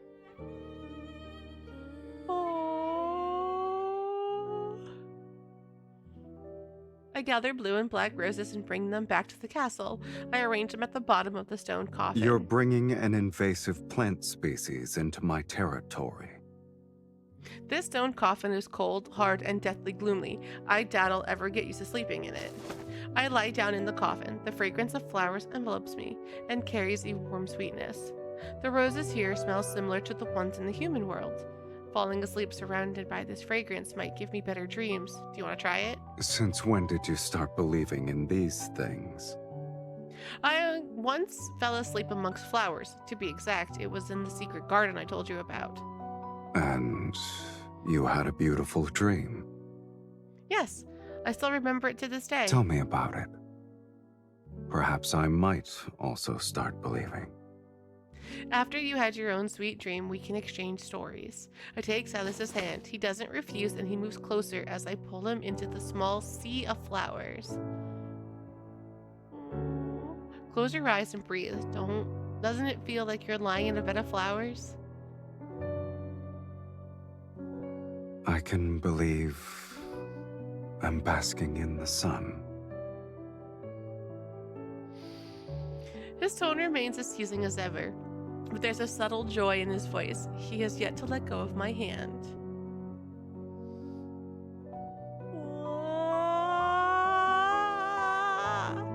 I close my eyes and sense the floral fragrance intensify in the darkness. I become more aware of his warmth that I'm holding.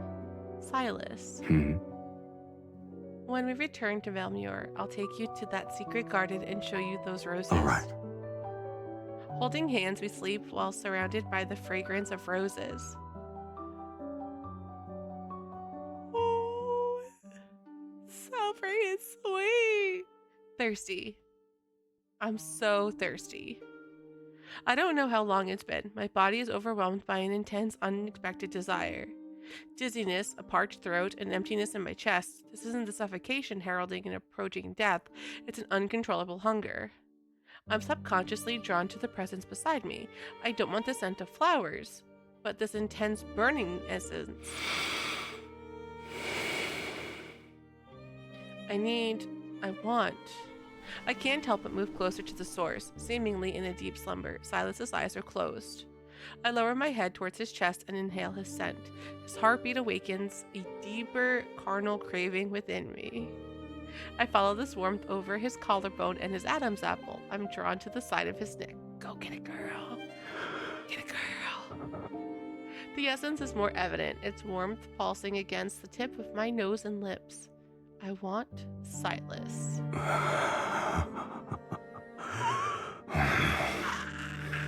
You don't need to restrain yourself. Fuck. Since we're the same now, why don't we make an exchange?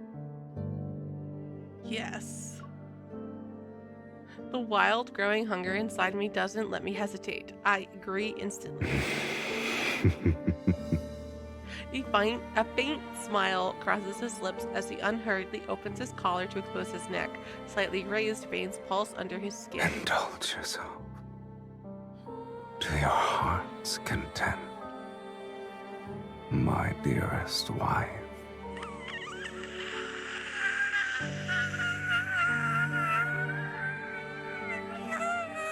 Oh, fuck! I lean forward, my fangs piercing his skin. Warm, thick liquid floods my mouth. Oh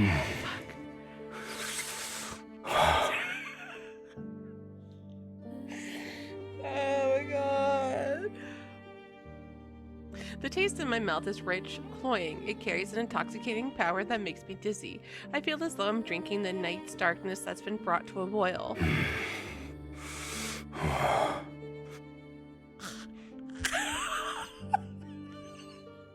Oh no, I hit it too early.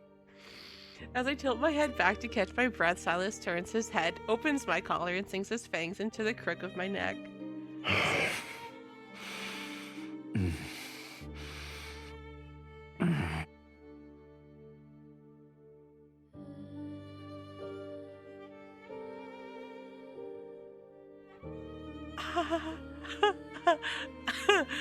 Oh my god. Oh, this is really good. Pain and pleasure overlap and surge as our breath quicken and intertwine. Blood and skin press against lips and teeth. The scent of flowers and blood merge, and our heartbeats gradually synchronize beneath our skin. God, he's red in the face. Jesus.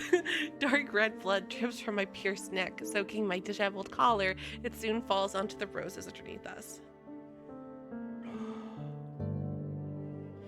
Petals greedily drink drops of blood, and a dark crimson seeps into those blue and black roses. Oh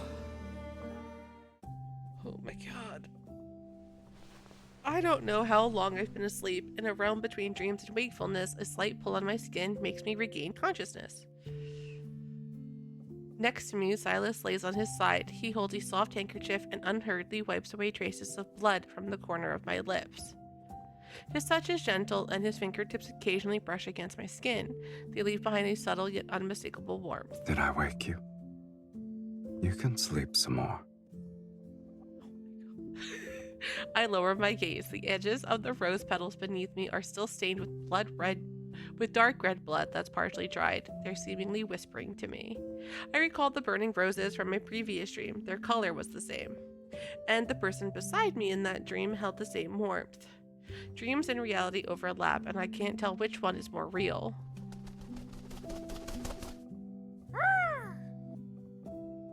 Mephisto perches on the edge of the stone coffin, the rosebud on his back so large that it's starting to unfurl. We should be able to return soon.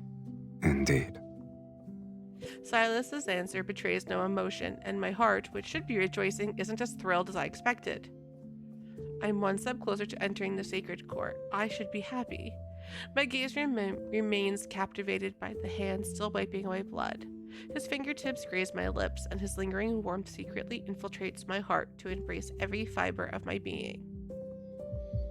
Oh, don't leave him. Once I enter the sacred court, this cursed shackles will no longer bind me.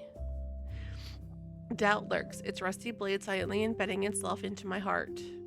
Isn't this what I've always wanted? Why am I hesitating? Because you love him. Oh my god. The rose on Mephisto's back blooms more beautifully with each passing day. Unfurling one layer at a time, its petals are akin to ignited flames. Deep within the flower center are intertwined silver thread-like patterns, fragments of magical power. Once the rose is in full bloom, these magical fragments will be revealed. I'll piece them together then. My body is recovering, but I know deep down that it will never return to what it once was. For reasons unknown, the searing sensation follows me like a shadow. It's not as intense as when it suddenly appears. Rather, it's a constant underlying pain. But I lie to Sylus and tell him I've made a full recovery. Sylus is uncharacteristically distracted. He only responds with a slight nod. Oh my god. Oh my god. Oh my god. Oh my god.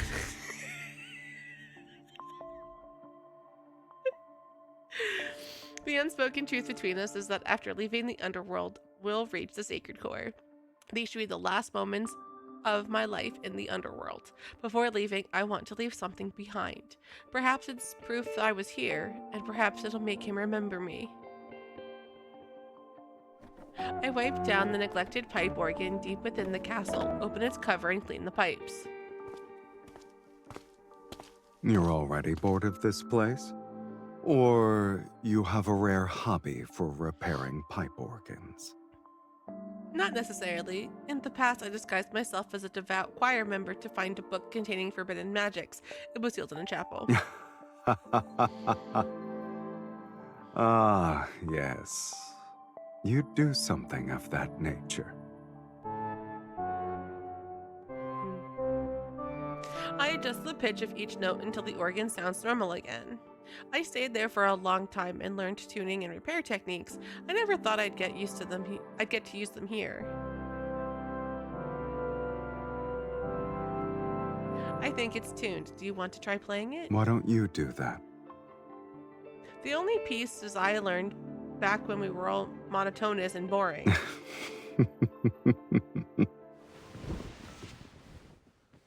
Chuckling softly, he sits down. His slender fingers rest on the instrument's keys.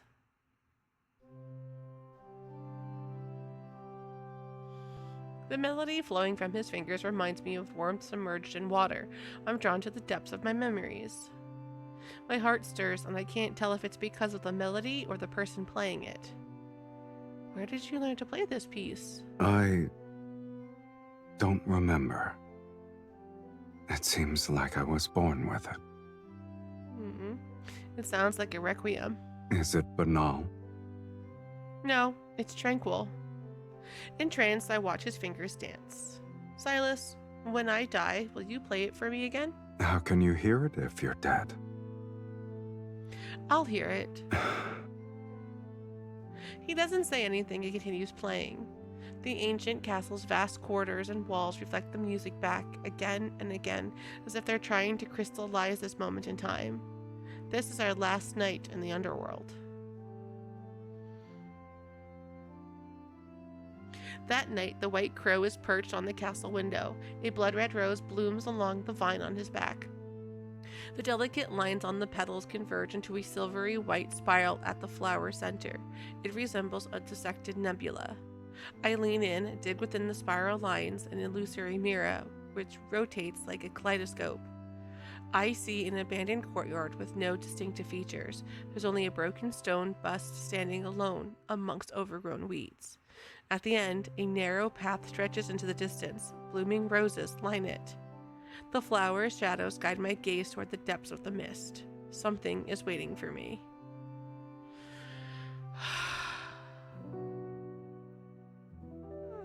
I feel so bad for him. He just wants her to stay.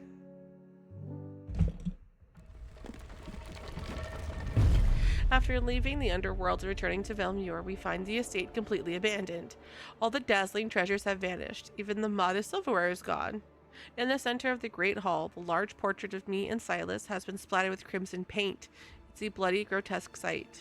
Our faces have been erased, and only crimson words are smeared on them. Fiend and evil mage. Many nobles at the royal hunting grounds witnessed me kill the mages. They also watched you drink my blood before we vanished. Ah, that could do it. The mages who were fortunate enough to survive embellished their stories. They painted us as fiends wearing human skin. This is the price for summoning Sylus. And? I let out a scornful laugh and waved my hand to destroy the exorcism glyph on the painting. People in this world are terrified of death. My immortal existence is inherently evil to them. You have no attachment to this world? Do you have any attachments to the underworld? Sylus gazes at me thoughtfully. No. I glance at the full-length mirror on the one side of the room. There's no reflection in it. No Sylus, no me. I'm not afraid. Instead, a secret sense of comfort washes over me. That's how it should be. I point at the mirror.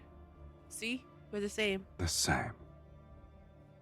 He leans in and I can see my reflection in his eyes. I like that. We turn and leave. We must find the prophesized ruined courtyard that's related to the sacred core.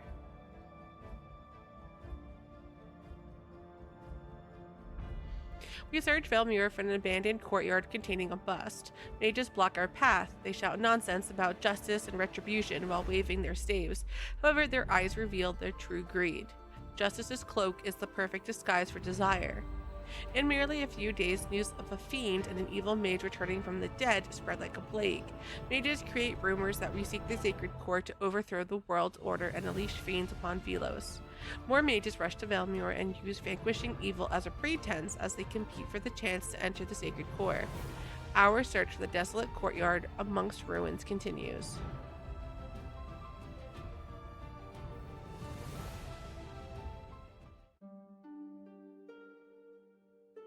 The night deepens. After another day of constantly moving and fighting several mages, we've taken shelter in an empty house on the city outskirts. The ceaseless, searing pain in my body grows stronger with each passing day. Maybe it's because we're getting closer to the sacred core. Sylus offers his wrist to my lips. You've used most of your energy. Do you want a sip? You've also expended almost all of your energy. So many mages are handing themselves over on a silver platter. I get to enjoy a feast every day. I firmly turn his face towards mine and look into his eyes. You liar. You haven't been honest with me either. Am I mistaken? I stay silent. I know he's aware of the fact that I've never fully recovered. But he hasn't said anything about it. He absorbs blood from our enemies and offers his own to sustain me.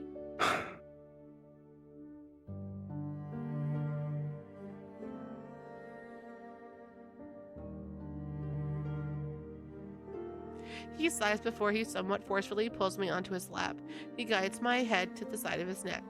If you still want to enter the sacred core, then bite me. I stare at his injured neck that hasn't fully healed. My heart aches. Isn't it our ritual? I gently press my lips against his skin and warm blood flows into my mouth.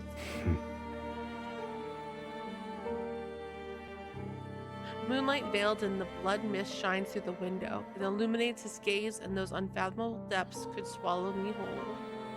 It was only a glimmer, yet it feels like 1,000 years have passed. A thought begins to expand. It's akin to a sponge absorbing water. After rewriting fate, I will never see these eyes again.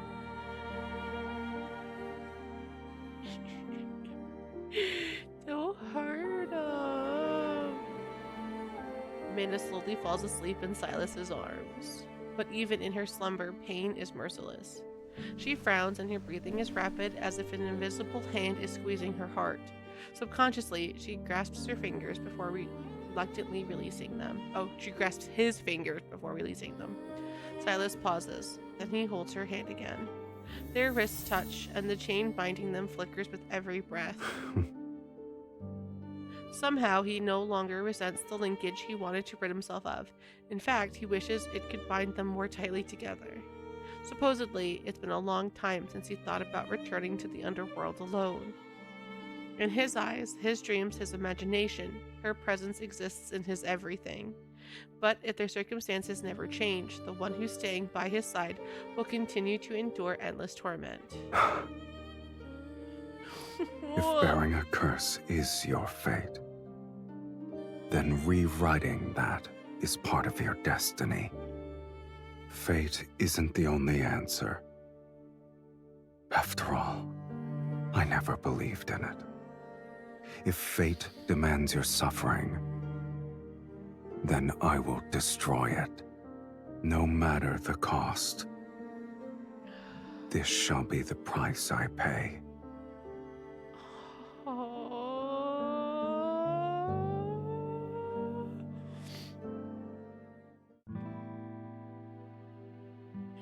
After searching through most of Elmore's courtyards without any success, we arrive at an abandoned church. The stone sculptures here are intact. Not all of them match the text in the prophecy. Isn't it odd? The buildings are weathered and old, yet the sculptures appear as though they were crafted days ago. An illusion?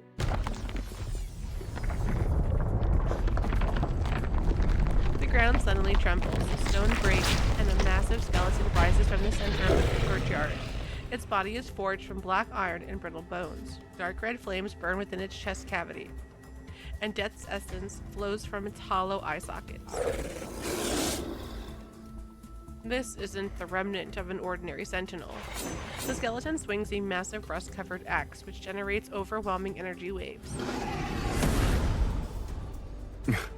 Regardless of what it is, the fact that a trap was set means we're close to the answer. No, I don't want to leave him. I don't want to hurt him. Sylus stands in front of me. He binds the skeleton's arms with black-red mist, but the creature violently breaks free. Oh, it's not a weakling. He thrusts his staff into the skeleton's chest.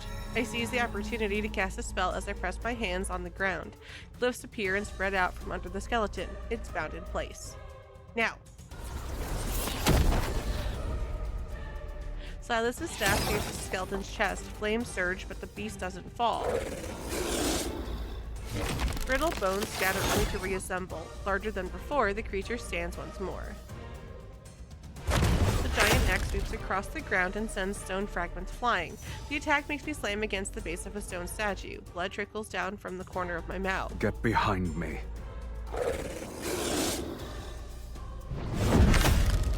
Sylus spreads his wings and flies in front of me. He takes the second strike as his shoulder becomes a bloody mess. Oh no. I clench my teeth and channel my energy into the staff. I draw another glyph.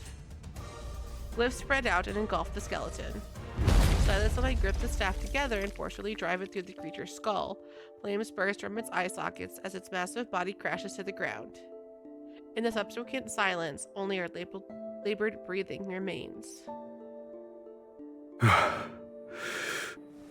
I fall to my knees, my palms covered in blood. I gasp for air as the searing pain inside my body intensifies. Sylus folds his wings and he drags his injured body over to me. He supports me as I stand. What a shame. We almost died. Yes, we barely avoided that opportunity. In spite of our pain, we weakly smile at each other. Amongst the broken stones, a half-destroyed statue emerges. It matches the one in the prophecy. At the end of where the statue points, a narrow path lays hidden in the mist, the blooming red roses lining it. I've seen it in the paintings and in my dreams. This is the entrance to the sacred core. The goal that I've chased for hundreds of years is right before my eyes. I'm momentarily stunned.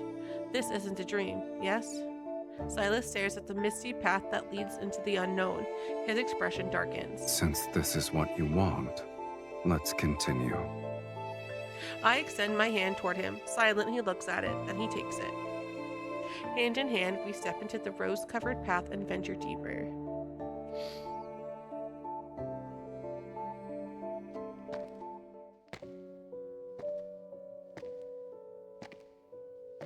Mist churns around my feet as my body reaches its limit. Each step feels as though I'm walking on knives. It's as if my body has been torn to shreds, yet my flesh and bones are forcibly held together. But I'm almost at the end. At the end of this path, I can use the sacred core to rewrite my fate. Then, the pain will be over. The linkage between Sylus and me shall end as well. I look at our clasped hands. Once our connection is severed, Sylus will return to the underworld. As for me, I'm uncertain of the life waiting for me, but it will be one without a curse, pain, and Sylus. From the depths, a breeze blows along the path and carries a faint floral fragrance. Rose petals scatter in the air. They land in my hair and on Sylus' shoulders.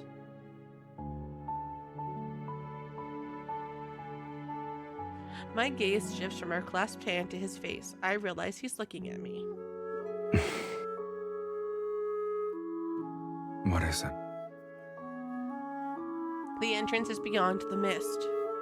I know. I stop in my tracks.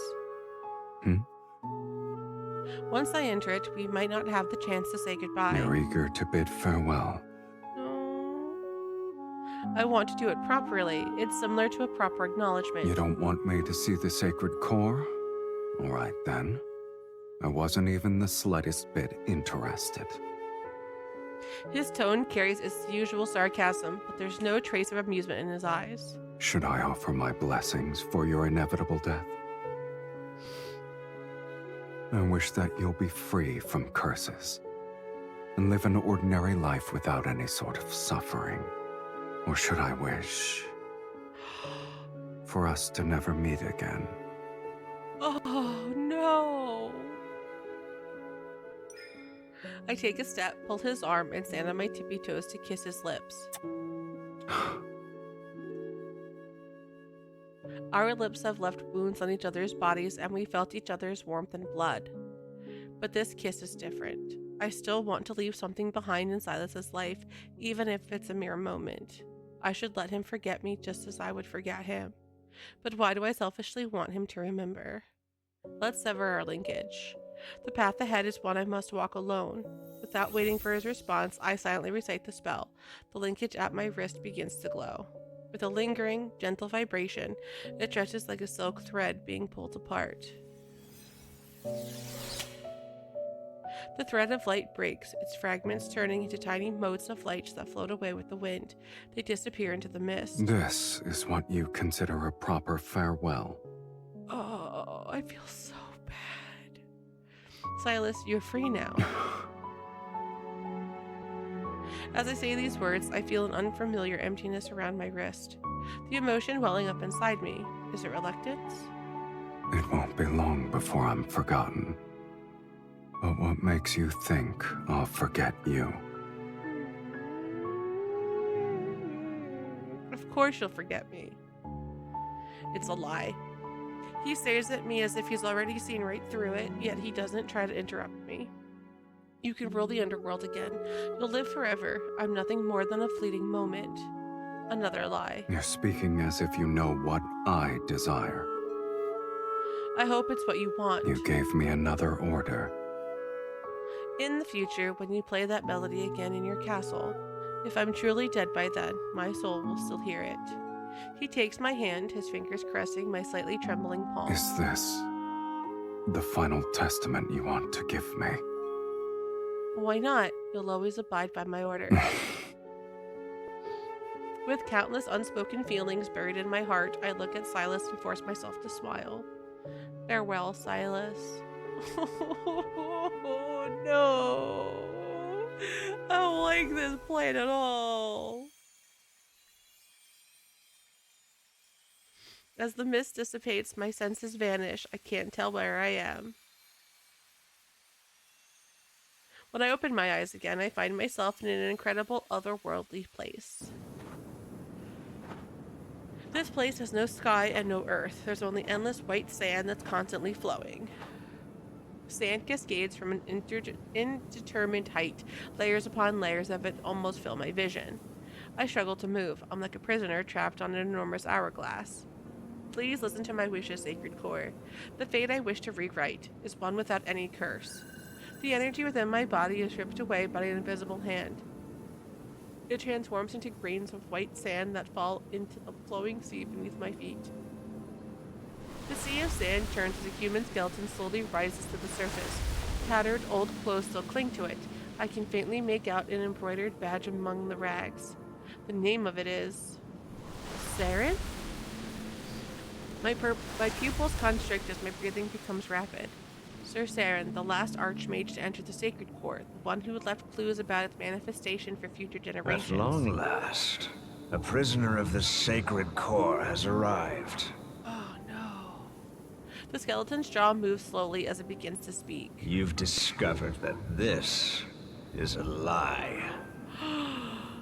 The Sacred Core could never rewrite fate.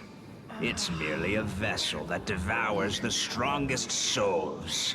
All mages who enter the Sacred Core sacrifice their souls. Now it's your turn. Fear surges wildly in my chest. I struggle to stay calm as I create a glyph to slow the process of my energy being drained. Akin to a waterfall, sand pours down from above. Cracks begin to appear in my glyph as my scorching energy continues to disappear. I can accept death, but I refuse to be manipulated. A crystalline fragment attaches itself from my chest. It emanates a dazzling light. My body feels weightless. The excruciating, searing pain vanishes, and centuries of torment fade away as if I woke up from a bad dream. Is this the source of my suffering? My curse? Is a fragment of an incomplete soul? No. I desperately try to grasp that fragment. I didn't choose this. Rather, my action is driven by pure instinct. Even if it's a curse, even if it only brings me suffering and pain, something deep within me tells me I cannot lose it. Yet my struggle is futile. The fragment drifts further away. My energy continues to be devoured. Now, you bitches! I was reading you. The fragment drifts further away. My energy continues to be devoured, and my consciousness rapidly disintegrates.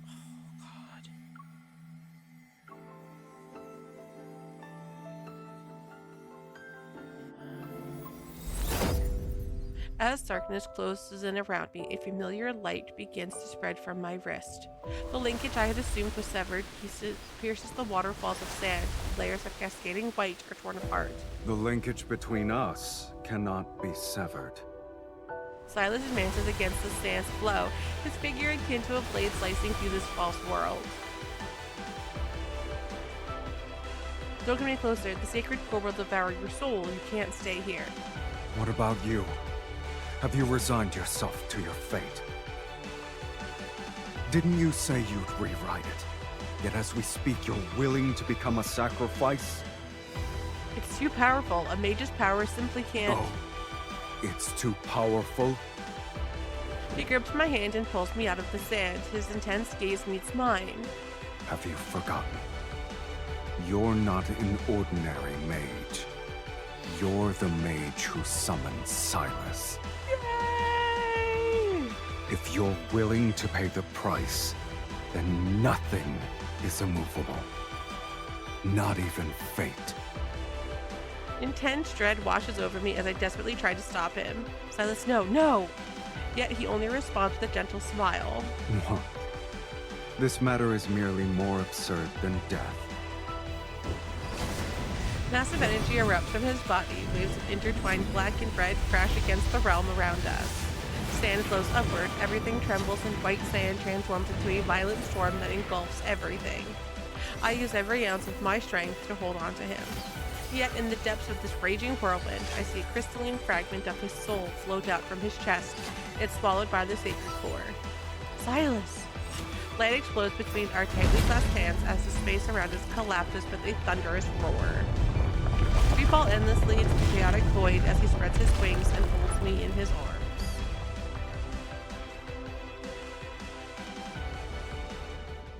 Can I celebrate yet? I feel like I can't celebrate yet. The world peels away and vanishes behind us. Silence returns.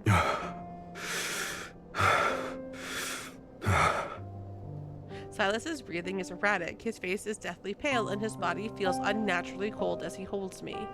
Without your energy, you won't be able to return to the underworld. I never intended to go back. I caress his cheek. He lowers his gaze as a weary smile appears on his face. Sylus, we had identical soul fragments, and we lost them. Aren't two shells that lost their souls still the same? I stare at him until tears blur my vision. The pain within my body has vanished. The curse of immortality has been lifted. For the first time, I've truly become an ordinary human. My flesh, soul, and life are as fragile as mortals, yet they're just as real. Why are you crying? Sylus, you wrote my fate this time. If our fates were different, how can we truly be the same? But you paid the price of sacrificing every path that would let you return. You'll never be as powerful as you once were. You've chosen the most difficult future for yourself. I have no regrets.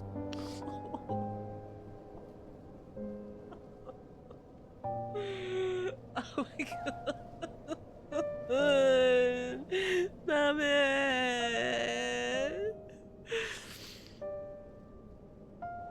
He crosses his arms and observes me for what feels like an eternity. Your past self died as your pain disappeared. Starting from this day, everything that happens will be our shared fate. All the places we'll visit, the sights we'll see, the enemies we'll face, and... We'll spend the rest of our lives together. Are you afraid? We destroyed the sacred course, so we made an enemy out of everyone on Philos. And we're no longer invincible. There's only one thing I fear. I found the person whom I want to spend the rest of my life with. Yet, I'm afraid our life together has started too late.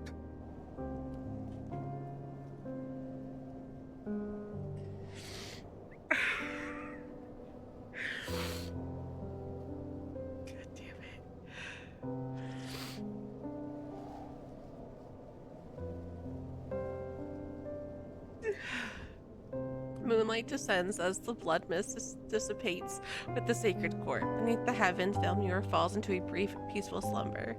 We welcome the rest of our lives with open arms.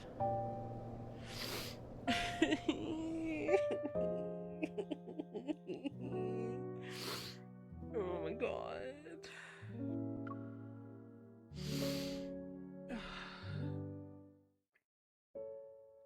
As the wind and sand disperse, the world falls quiet once more, before the world collapses again and Sylus and I visit the sacred garden we promised to visit. As we push open the ivy-covered iron gate, roses bloom in the morning mist. I had this place built a long time ago, during the era of my maternal grandmother, to be exact. Time dragged on endlessly back then, and the world around me collapsed too quickly. I wanted something I could watch. It had to change slowly, like a flourishing garden. But you didn't stay.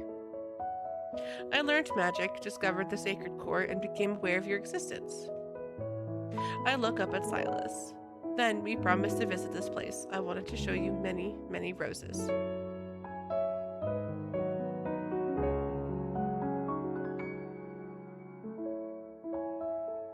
Sylus picks up a rose and tucks it in my hair. You kept your promise. It's the perfect place to mark the beginning of our life together. The very start of the rest of our lives. Don't you think the rest of our lives is a new concept for us? Indeed. Our lives now have a beginning and an end. The boundaries are distinct.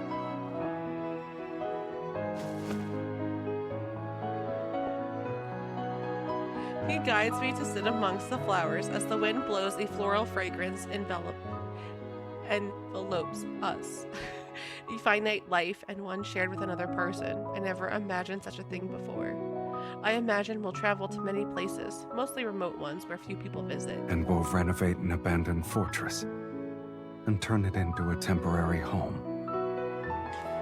I'll be unable to resist buying strange, unusual magical texts from old bookstalls.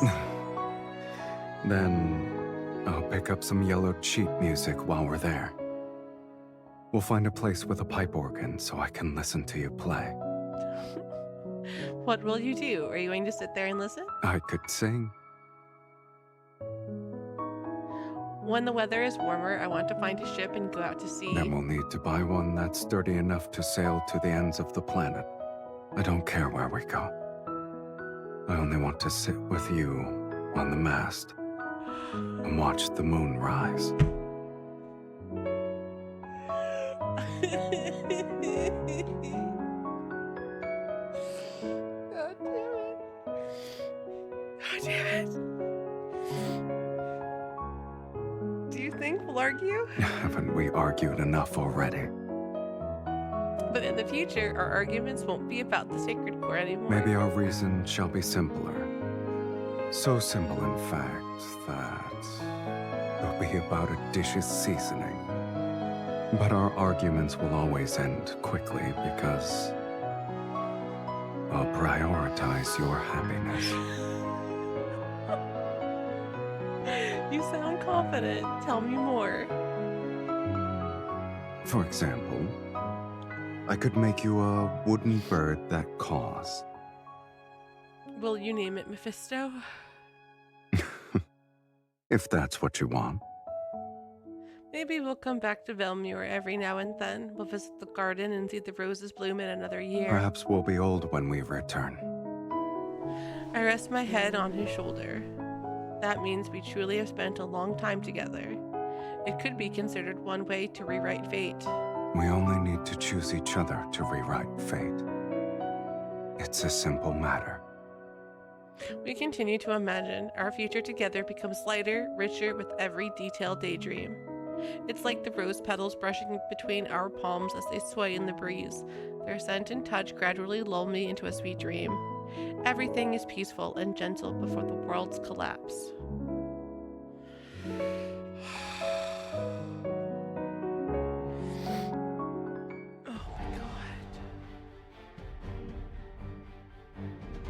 With the sacred core's destruction, the world falls apart. It's no different from a temple being destroyed. The false world order peels away from its foundation. Across the continent, it's shrouded in death's shadow. People's hopes of rewriting fate dissolve into oblivion. Pillars of fate crumble. Barefoot fanatics fill the streets. They burn ritualistic objects and wail as they try to summon their lost god. Terrified of being overwhelmed by riots, the nobility retreat into underground shelters. A power vacuum formed, and several religious organizations try to establish a new faith and overthrow the old dynasty. This continent's history revisits recurring themes again and again. Perhaps it's the world that remains trapped in an inescapable cycle of fate. The sacred core's demise isn't the end of the world, but the shattering of its illusion left people's fears with nowhere to hide. And we, the ones who destroyed the sacred core and exposed the illusion, are the targets of everyone's hunt. Battle after battle, blood and fire become our shadows. To kill us, these fools sacrifice countless innocent lives to activate the most evil, forbidden magic. They try to control us and force us to turn our weapons against each other. Yet, after every wound and instance of bloodshed, our invisible linkage continues to connect us again and again. We spend a long time together and endure those countless hunts. Until one day, we both stop in our tracks. We're surrounded by blood and ruins. Perhaps we've grown weary of the endless strife. We're tired of this ignorant, cowardly world. On this planet, heading towards doomsday, it's possible that weariness is the true awakening. And then, our dream ended.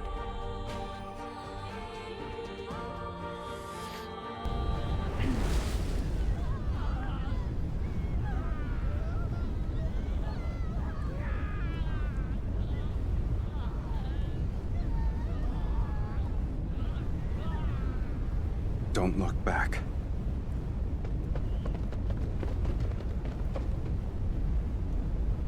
When the roses bloom again, will you remember who I am now?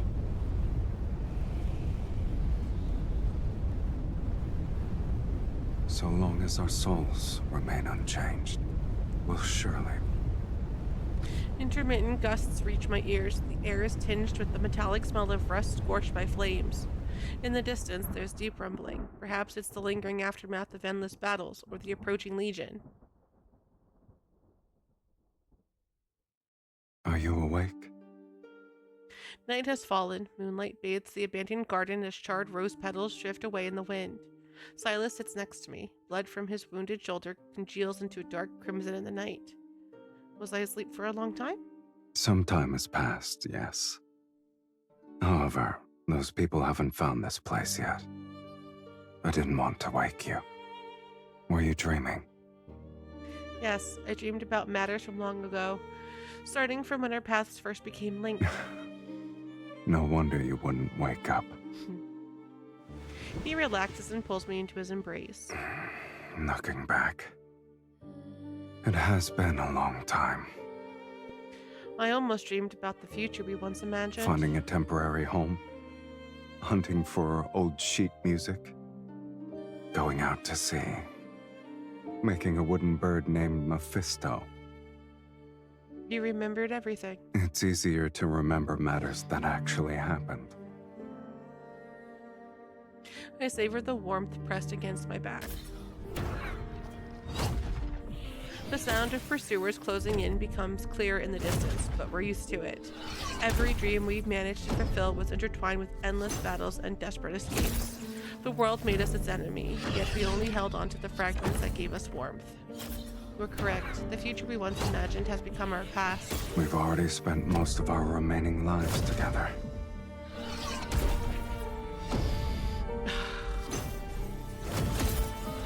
The fiend and evil mage have nowhere to run. This place will be their grave. Once we kill them, the sacred core will manifest again. Sylus will be ushered into the divine light. May the divine light bless Sylus! May the divine light bless Sylus! They're beyond redemption. The legion of mages they've assembled is larger this time. Are you scared? I was thinking, if all we have left in the remainder of our lives are these memories. Sylus turns to face me, his gaze piercing my innermost thoughts. If that's not what you want, then we'll live our lives differently. Is this another instance of us rewriting fate? You know very well I don't believe in fate. I only believe in decisions. I smile and offer my wrist to him. An agreement like this needs a proper acknowledgement. I agree. He lowers his head and bites my wrist. I take his other hand and I bite his wrist in return. We drink each other's blood. We've done it countless times before. The ritual is complete. Are you ready to partake in the final feast, my dearest wife? Massive wings unfurl behind him as he hovers beneath the blood-ridden moon. I tap my staff on the ground to create a glyph of death. The encircling armies surge from the mist, flames and lightning rain down. The earth trembles from incantations, ruins on the brink of collapse sway, and the darkness is torn asunder. I can almost believe Doomsday has arrived. And so we march toward our Doomsday as if we're welcoming a celebration that has descended solely for us.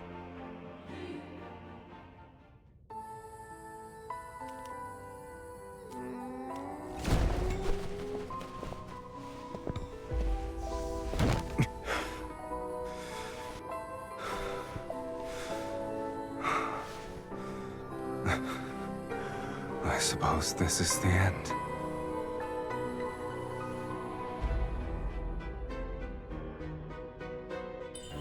Do you regret sacrificing yourself to destroy the Sacred I'll Core? always accept the consequences that accompany my choices.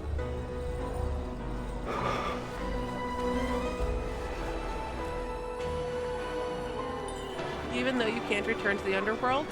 God damn it!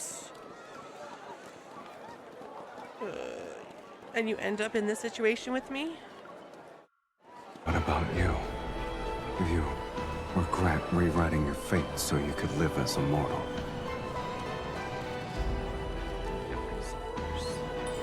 Of course not, so don't listen to them. All right then.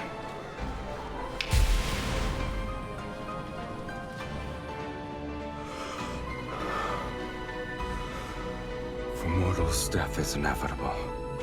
And although we could never share the same beginning, I believe, at the very least, we can share our deaths.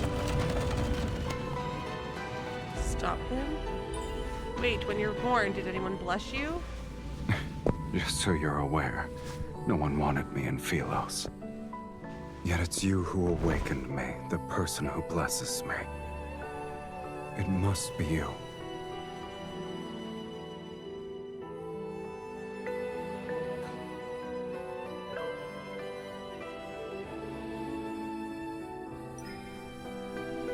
Sylus, I shall give you a blessing.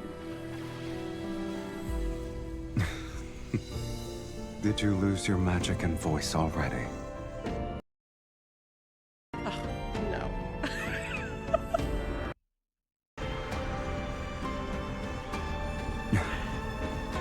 Now I have truly been born into this world, with you in it.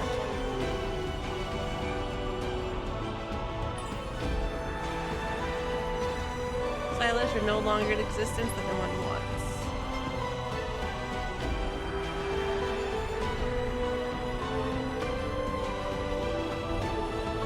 I'll remember that.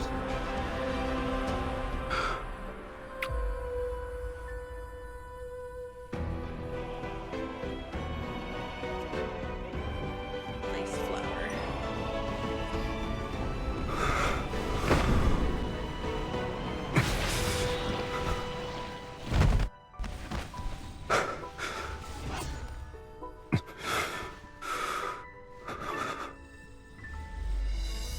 I truly have no regrets. Oh my god. I never will so long as you're involved.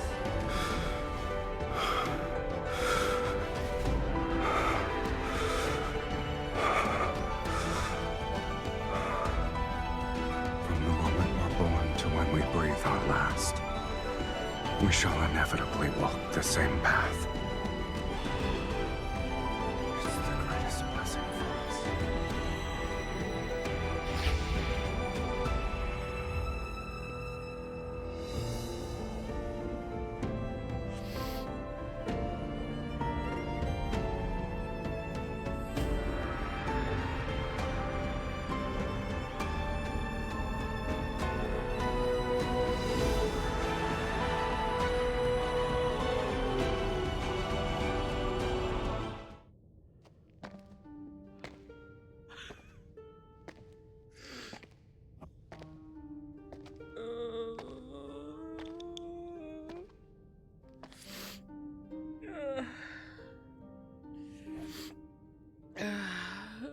It's as if I'm in a dream. I walk along a path lined with blooming roses. Those rose petals pave a soft road, and the air carries a cool, fragrant scent. I look down to see a faintly glowing linkage on my wrist. It slowly extends and guides me forward. It connects to a hazy silhouette ahead. It's shrouded in mist. Tall and familiar, it's a figure I've traced in my heart thousands of times. His name circles my throat till I'm able to make a sound. I can only approach him one step at a time. The linkage tightens around my wrist. It reminds me that if I keep moving, I can touch him again. The wind gently disperses the mist, and the figure etched into my vision comes into focus before I can see him clearly. What should have been his figure transforms into a floating soul fragment. Lonely, it flickers in the mist. It slowly moves as if invisible waves are pushing it, until another glowing fragment reveals itself in the sea of mist. They're one and the same. The two fragments slightly tremble. They flow out of a thin chain of light that connects them to each other. The linkage resembles a freshly bloomed rose, and the two soul fragments become glowing petals within it. Touch the first soul fragment.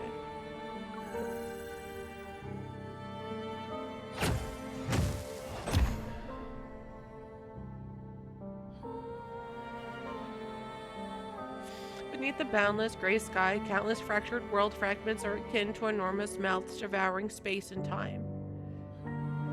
Sylus stands on top of mounds of broken bones. Black-red mist has entwined his staff. You lost.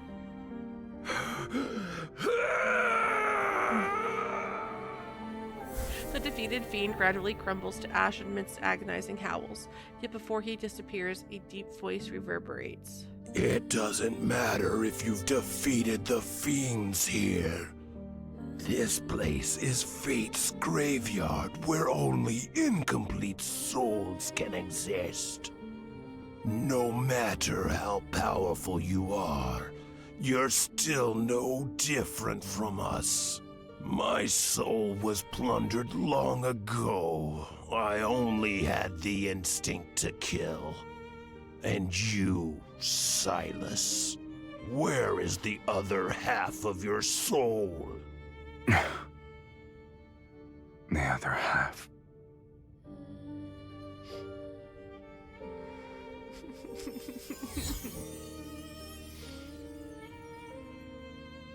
Touch the other soul fragment.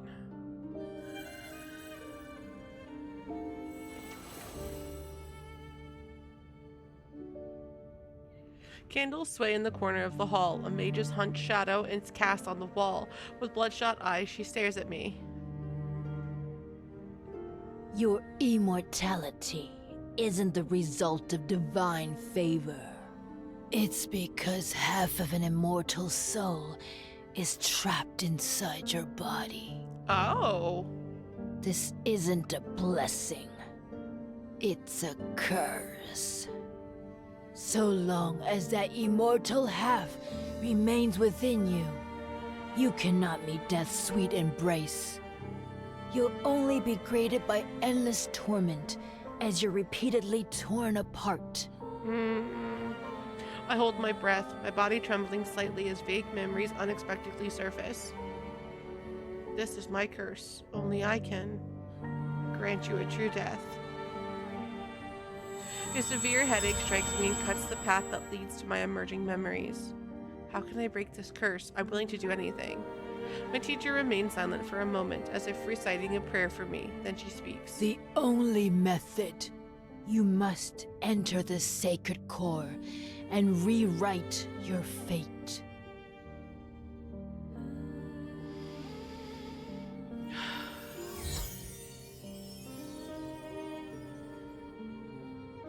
Reunite two fragments.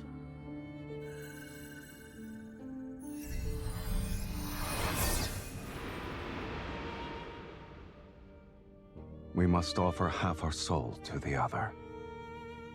They'll be merged to forge an unbreakable bond. Sylus, I curse your soul. I curse your soul to never fade away. Will always be tied to me, forever. This is my curse. Only I can grant you a true death.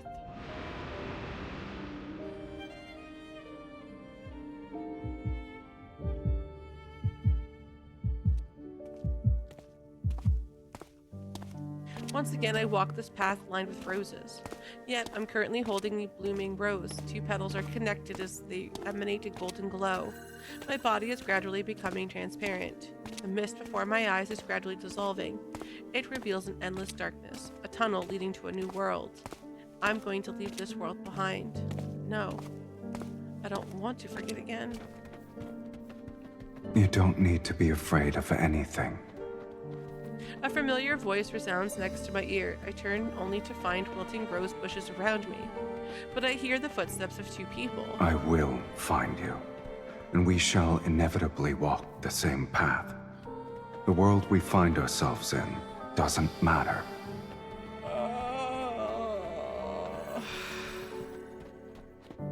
The rose in my hand scatters because of the wind, and 2 glowing fragments separate. I run and grasp onto the fragments before the wind carries them away. If I hold onto this soul fragment, will it keep us from being separated? Are you willing to let it become your eternal curse? Fuck. I place the fragment into my body, and it overlaps with my heart. This is the first and last ritual. At the end of the path, the mist disappears, and the white light is poured into me.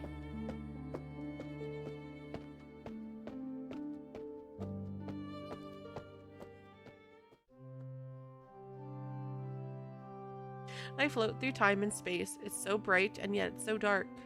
I can only feel that fragment's warmth in my heart. Sylus, what if I forget you again when we meet once more? It doesn't matter.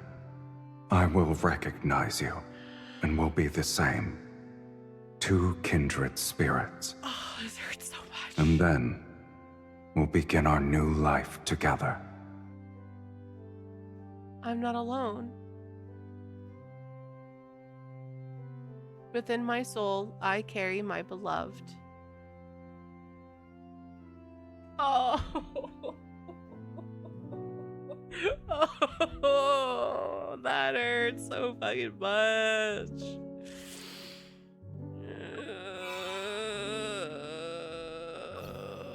Instead of fading, their intertwined soul transforms into a mortal rose rooted in the heart and nourished by lifeblood. It waits silently to bloom on the day of their reunion. What? Okay, well, that's great. Well, thanks everyone for hanging out with this.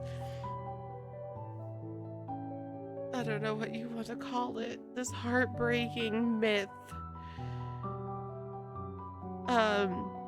You can catch me live over on Twitch, YouTube, and TikTok 4 nights a week, Mondays and Fridays at 7 p.m. Eastern, and on the weekends, 2 p.m. Eastern.